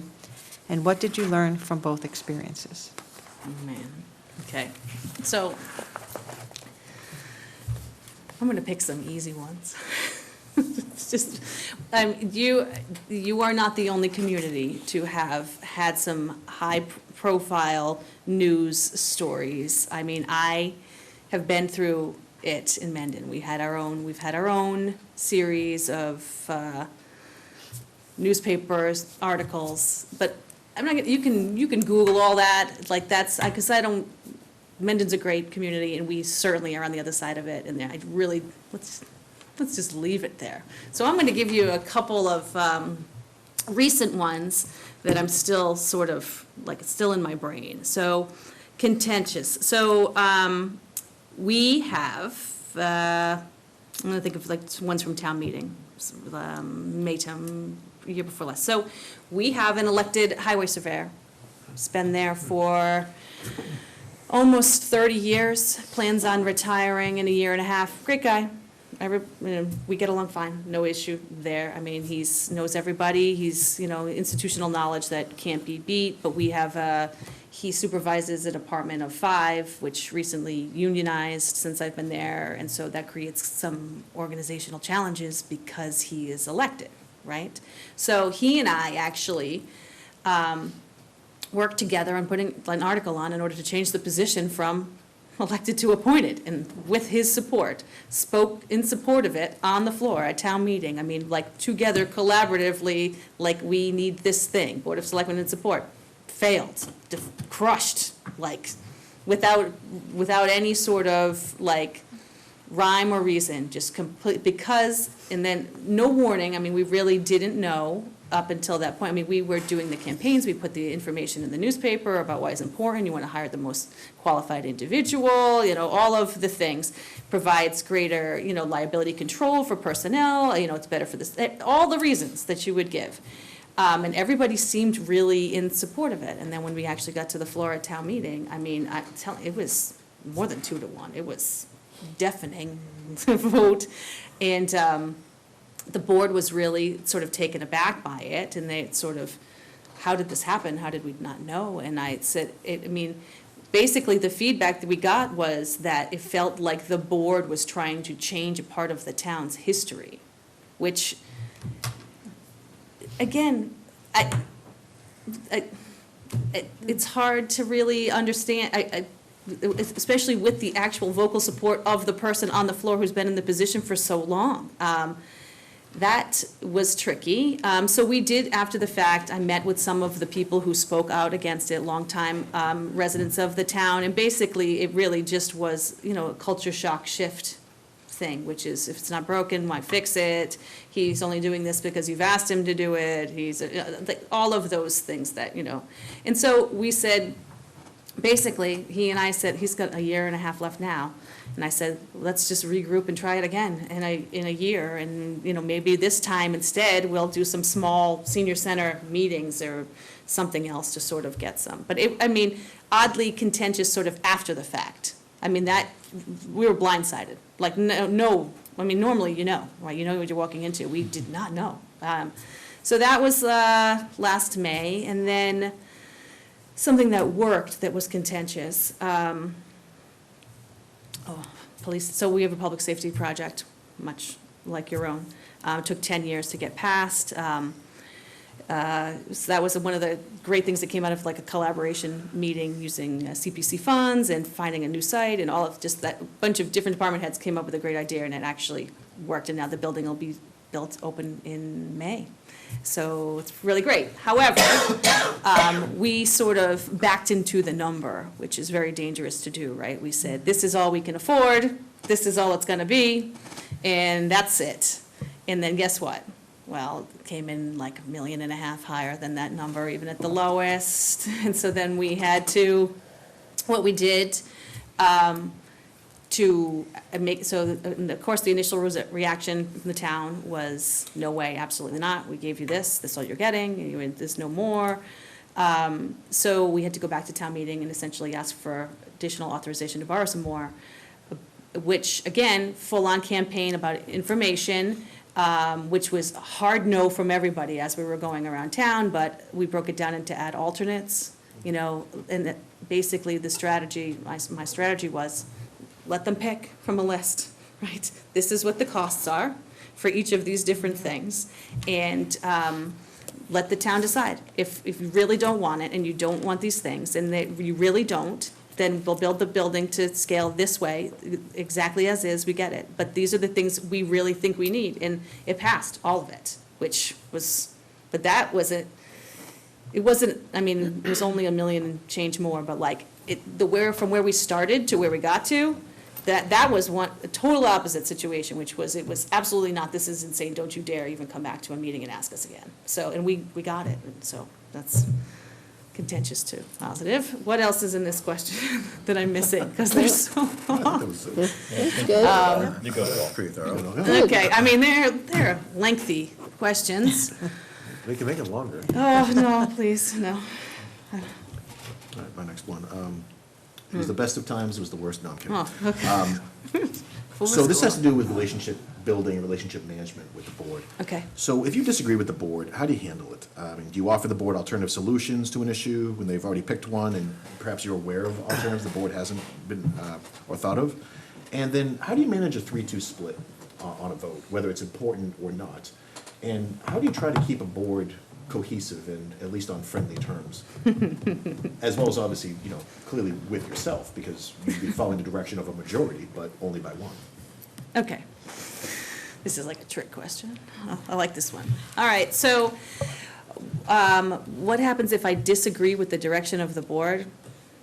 I go home and I get up the next day to come back to work again. I mean, my job is not to tell you what your decision should be. My job is to present you with as much information as possible so that you can make whatever decisions you would like. I don't expect you all to agree every time. I mean, if the information provided is overwhelming in one direction and I feel like that is my recommendation for the community based upon the information, you pick a different direction, that's your prerogative. I mean, I've been doing this long enough it's your community. That's the answer, right? Like, my job is to provide you with as much as I possibly can so that you can make the best decisions on behalf of the people you've been elected to represent. That's it, period, right? Whether I like it or not, that's totally secondary. I used to say this, but then like everyone keeps doing the Wizard of Oz thing, but I'll do it anyway. Like, I'm very comfortable being the man behind the curtain. That I'm very good in that role. Like, when I started doing this job years ago, I thought, I have to be a town manager. It's very important to be a town manager. I really enjoy being a town administrator. There's some luxury in that, with some protection in it that I've really enjoyed. Plus, again, I think it plays to my strengths, which is doing the work, right? I like doing the work. I mean, I like doing the political pieces too. I'm comfortable with that, but I really like researching the things and finding out and then letting you decide and debate amongst yourselves.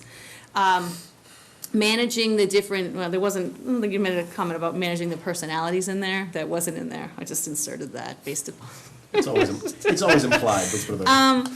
I don't know. I mean, do we really need to manage a 3-2 split? I mean, there's a majority there. I mean, that's, again, and maybe it's like dissension is normal. I mean, I don't know. I've been on boards of 9. So, I mean, I've been on boards with 6. I mean, I have 3 now, so it's like a dream, like, depends on the 3, right? But that, you know what I mean? So I've never really been on a board that's ever been completely unified. I mean, I'm used to hearing opposite sides on very similar topics. I learned a lot. I mean, there's like one problem, right? But there are multiple solutions to a problem, right? So just because one is the easiest one doesn't mean it's the right one, right? I don't know.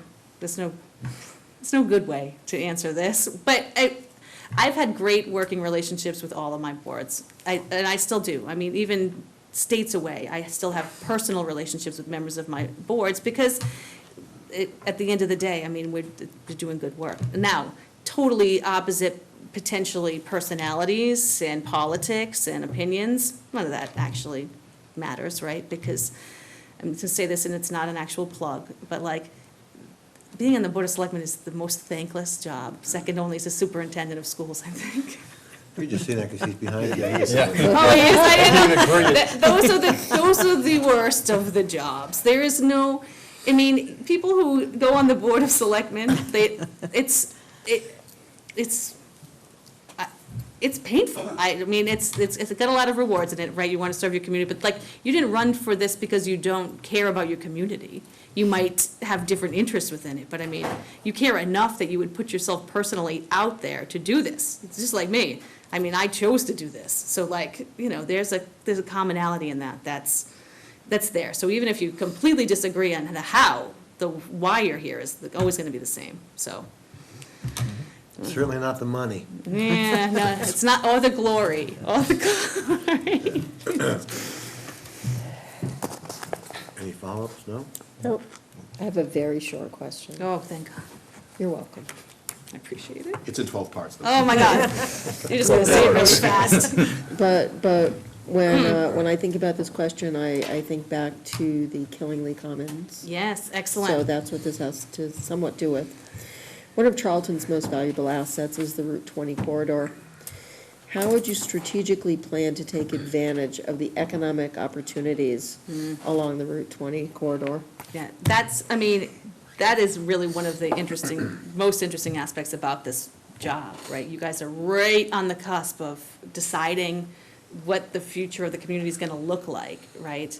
And really finding a way to maintain and preserve the culture of this community, but also creating revenue sources in order to actually transform it into things that you want. I mean, strategically, the most important things I can possibly do are interact with your Economic Development Committee, and then whatever citizens groups that are already participating. I think before you even think about even putting a shovel in the ground or even considering like what's over there, you really have got to get as much feedback as you can from the community as a whole about what types of priorities of things they want to see, even what they, like facade, like everything. This, I mean, you're only going to get one shot at it, really, to do it right. Like, use Killingly Commons as the example. There's a lot of luxury in Killingly Commons as a site because it's one place, not in a residential neighborhood, right off of the highway, right?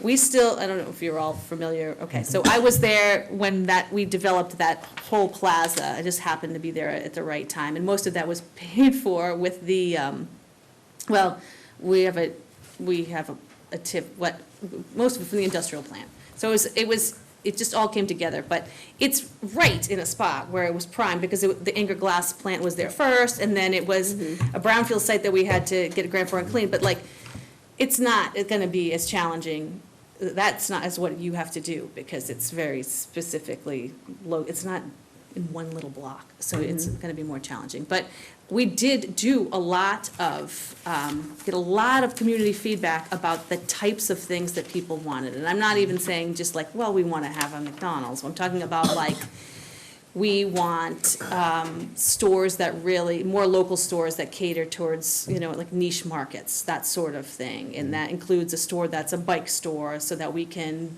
build the bike path of, things like that. So we did it, I want to say, a year and a half of those types of workshop sessions where people could just come in and participate in that way. So I don't know that I have a specific strategy, but I know I'm really excited about just the idea of it. And I'm very cognizant of the fact that you want to do it right?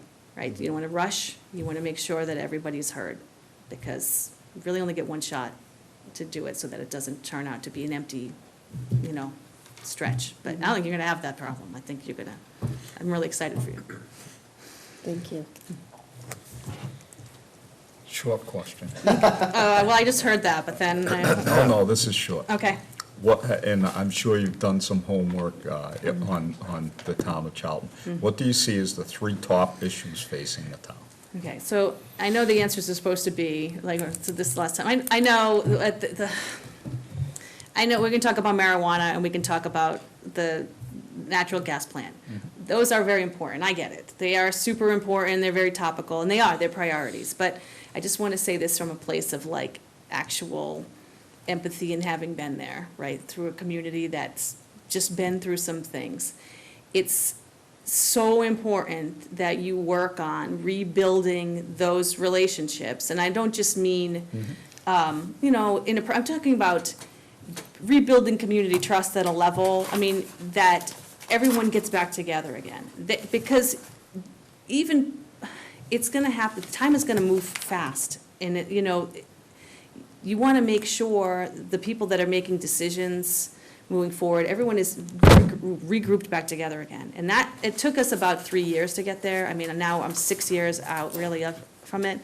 But that first couple of years, I mean, everyone was exhausted, I'm sure. This is, and, you know what I mean? People are thinking about whether or not they want to even keep doing these things, and they're just like, that's a priority.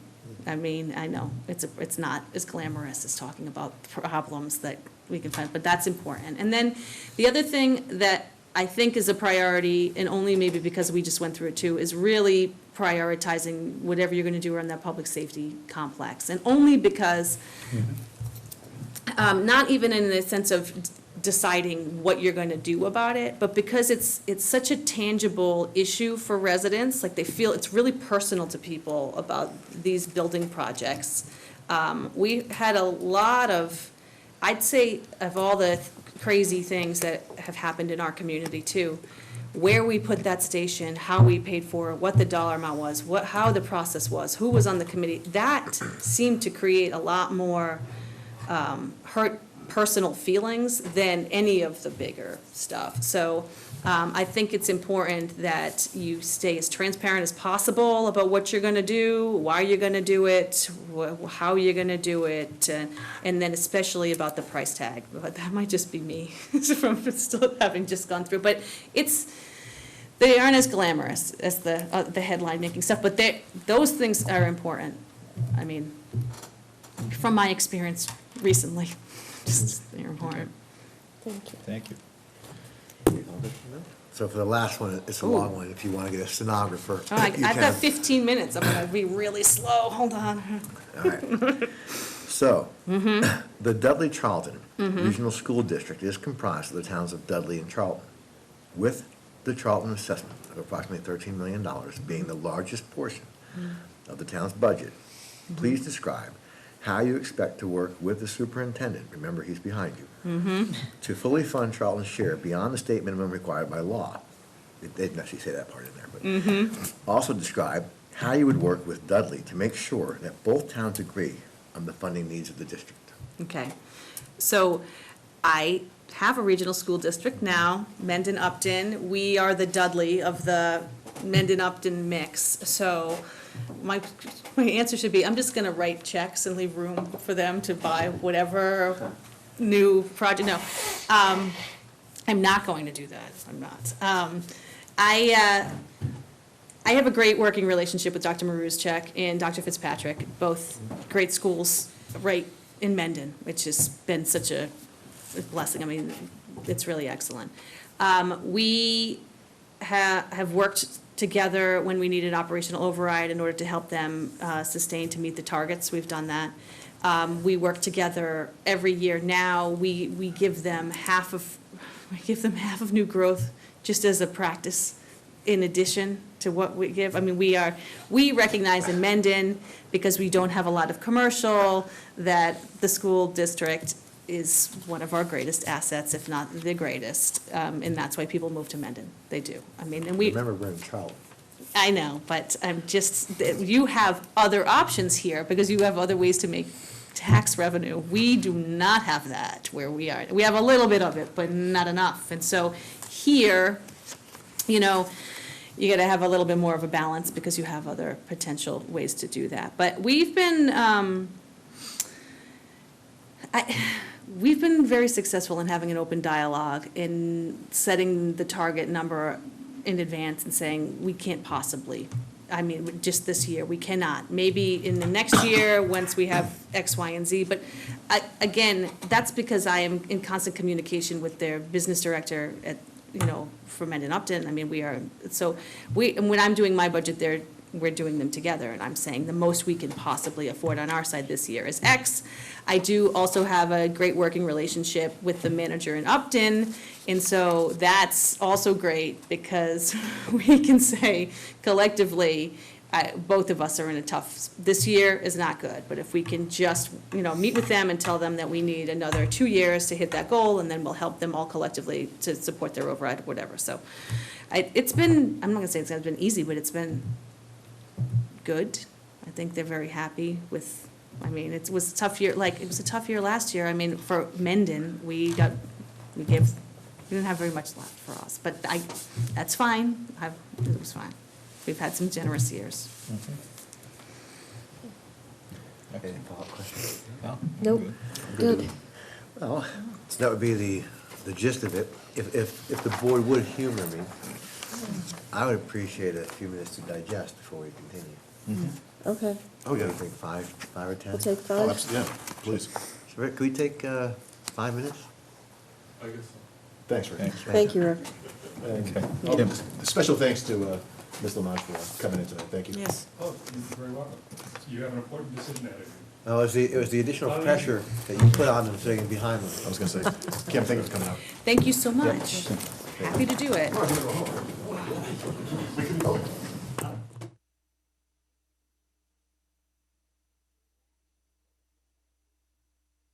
Are we live again? Yeah, we're going live. And you can, whoever wants to go. You wanna go first, just go Thank on? you. We can So- all say that sounds good. We're back. I like the go around, we'll just slam this a lot. No. Oh, you haven't used that. You know, it's funny, this has only been used once. We in my have time never, here. we have used that, as much as we've had discussions about things, we've, It's never been used. Can we use it tonight? Okay. No. No.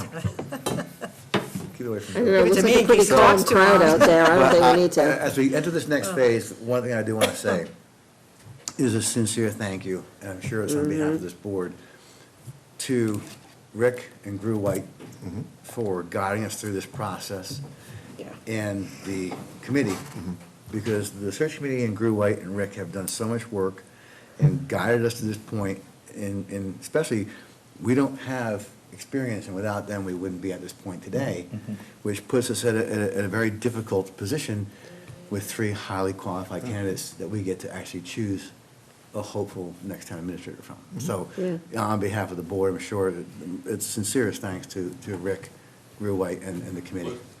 Yep. That being said, I will open it up for comments from the board. How we're going to do this is just an opportunity for people to discuss the candidates, reactions or feelings. But we're not going to take a vote on motions in second. After the conversation's done, and we should try to limit it to reasonably amount of time, then we will force rank your candidates by choice. Your number 1, your number 2, your number 3. Then we're going to tabulate who got the most number 1 votes, the most number 2 votes, and the number 3s. Then we will let the public know and the candidates who got number 1, number 2, and that we hope to enter into negotiations for number 1. If that doesn't work out with number 1, we would hope to explore the option then with number 2. I think that's excellent. Absolutely. So that being said, I will open this up if anyone would care to start. Mr. Chairman, would you like me to start? Because I will promise to be brief. Sure. So I think it's a testament to what you mentioned, when you have literally 3 fine candidates, that any one of them can do a great job for the town of Charlton. So I appreciate all 3 of them coming in. Much like many of us have to do at work, though, you do have to force rank and say, for whatever reason, you like X, Y, or Z most. The most important characteristics that I was looking for were financial acumen, because we all know our budget constraints, especially around capital expenditures over the next few years. And as important, if not even more important, is around relationship building. Around, we all know, again, that we've had, say, tumultuous couple years between boards, citizens, administration, et cetera. And those, to me, are the 2 biggest factors that I've been looking for. But again, I think all 3 would be fantastic. My ranking is ready to go when the rest of the board is ready. But when we go through it and we actually say it, again, I just want, especially the public, to be aware that those were the 2 real driving factors, at least for me. Through the chair, may I add a comment? Yep. I do, again, want to extend thanks to the search committee and to the search firm for their guidance. One of the things that helped me is to reflect back upon what the search committee had provided and search firm regarding the synthesis. So the search firm went out and we received feedback from the staff, Charlton staff, our employees, from community leaders, and from ourselves. And I went through and kind of looked for the common theme, which helped me greatly. But again, I agree with Selectman Borowski and the comments from the chair. You know, we have 3 highly qualified candidates, and I thank them for coming, and I look forward to moving this process forward. I'll go unless you want me all to go last. I have nothing to say. All right. I really don't. I Yeah, mean, it's- All right, I'll let John go last. So, one thing I did agree with Mr. Borowski on is I had a certain, I don't want to say expectation, but hope to come from this. And I think coming in, I already had the impression that I'd be looking at 3 incredibly talented people who could do this job where they wouldn't have made it this far, which makes this decision very difficult. So I had to enter this with the assumption that any one of them could do the job, any one of them can build a budget, and any one of them can manage a town, which then, in my opinion, could do what I thought we really needed and would focus on that. And to me, that meant answers from the heart, answers that were substantive, perhaps a bit deeper thinking about our community, and also revolved around transparency, honesty, integrity. And I got to tell you, I loved also hearing about family, because to me, that's what Charlton is. And people that put family first means I think they're going to also treat the people here like family, and that to me also meant the employees, department heads, and our residents. So to me, if I'm going to look for differentiators, it's in that regard, because they're all amazingly talented. The towns they work for are blessed to have them, and we're lucky if we steal one. I want to steal the one that I think had the most from the heart, substantive understanding of my community that can bring this town together and forward. And so like Bill, I have in my head my ranking ready to go. And then what I'll ask everyone to do after John's comments is hand me all your rankings in writing. I'll tabulate them and read off who got the most number 1 votes, number 2, number 2. John? So I think I echo the sentiments that have already been shared by my fellow board members. I did, as Bill said, I put a large emphasis on financial, the financial portion of it, because we do spend so much time, or the administrator's time, so much of that time is spent in the budget and dealing with the departments and the department heads and the committees and commissions in funding their needs or telling us what they need. And I think we need somebody that's going to build, has strong interpersonal skills to build those relationships and to rebuild some relationships that have been frayed. The other portion of it, I think, is I looked at people who have dealt with regional school committees, and I think that that's a big thing with the town. We're very proud of the school district. We're very proud of the vocational school that we have here, and I think that that is one of the penultimate things that has to happen, that there has to be good relationships there, and somebody who's willing to say, yeah, we can't afford that this year, and say it with a smile and leave them with a smile on their face also, because it's a realistic answer. But that's the way I feel, and I'm ready to go. All right, if there's no other comments, if you want to hand me your rankings, I'll add it all up. Can someone check his math? And that would be you, okay? Thanks a lot, thanks a lot. We love it. Everybody got a calculator? I really don't need a calculator, but okay. Don't you have a phone? Do we need to go into executive session while you do this, or? Nope. No, we don't? We Okay, only go very into good. executive session to discuss parameters for negotiation Okay, with very good. whoever is number 1, and then number 2, if necessary, if one doesn't work out. Okay, so then we're just gonna be quiet here while he does this. We don't want to distract him. It's not gonna Okay. Actually,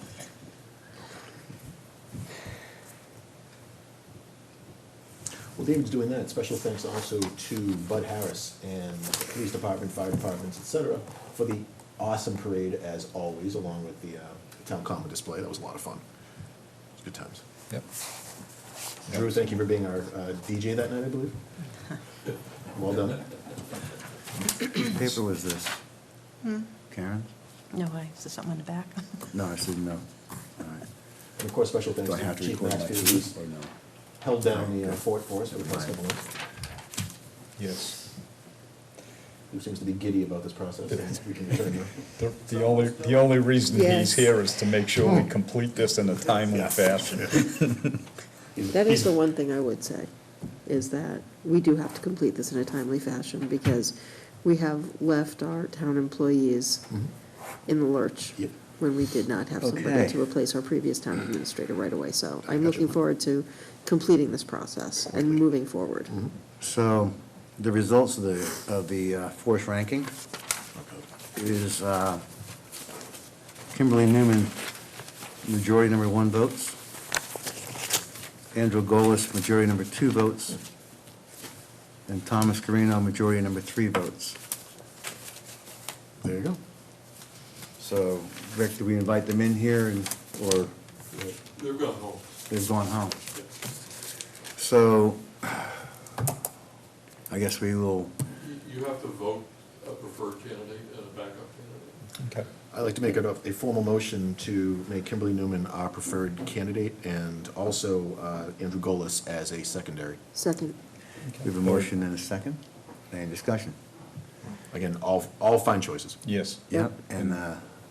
And thank you to not only the committee and Rick and Greer White, but to you guys, because this has been a long road, and it took a lot of effort from all of you to get us to this point. So, any further discussion? Hearing none, all those in favor, please say aye. Aye. Opposed, please vote no. Chair votes aye, motion carries unanimously. And that is Kimberly Newman identified as number 1 candidate.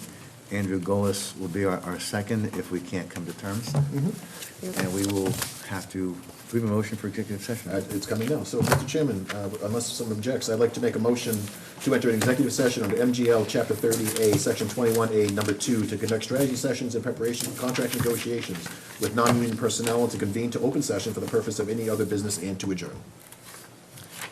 Second. Just a quick comment, we didn't do any unfinished or business unknown before, we passed that by. Okay, that's fine. Make I'm good. sure. I'm good.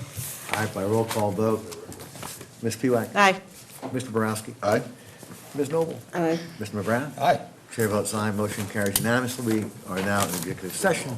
Thank you. We will come out of executive session solely for the purpose of adjournment unless something comes out of Steve, this. thank that we you. have to Thanks, vote for Steve. publicly. Seriously, well done. Appreciate it. Thank you.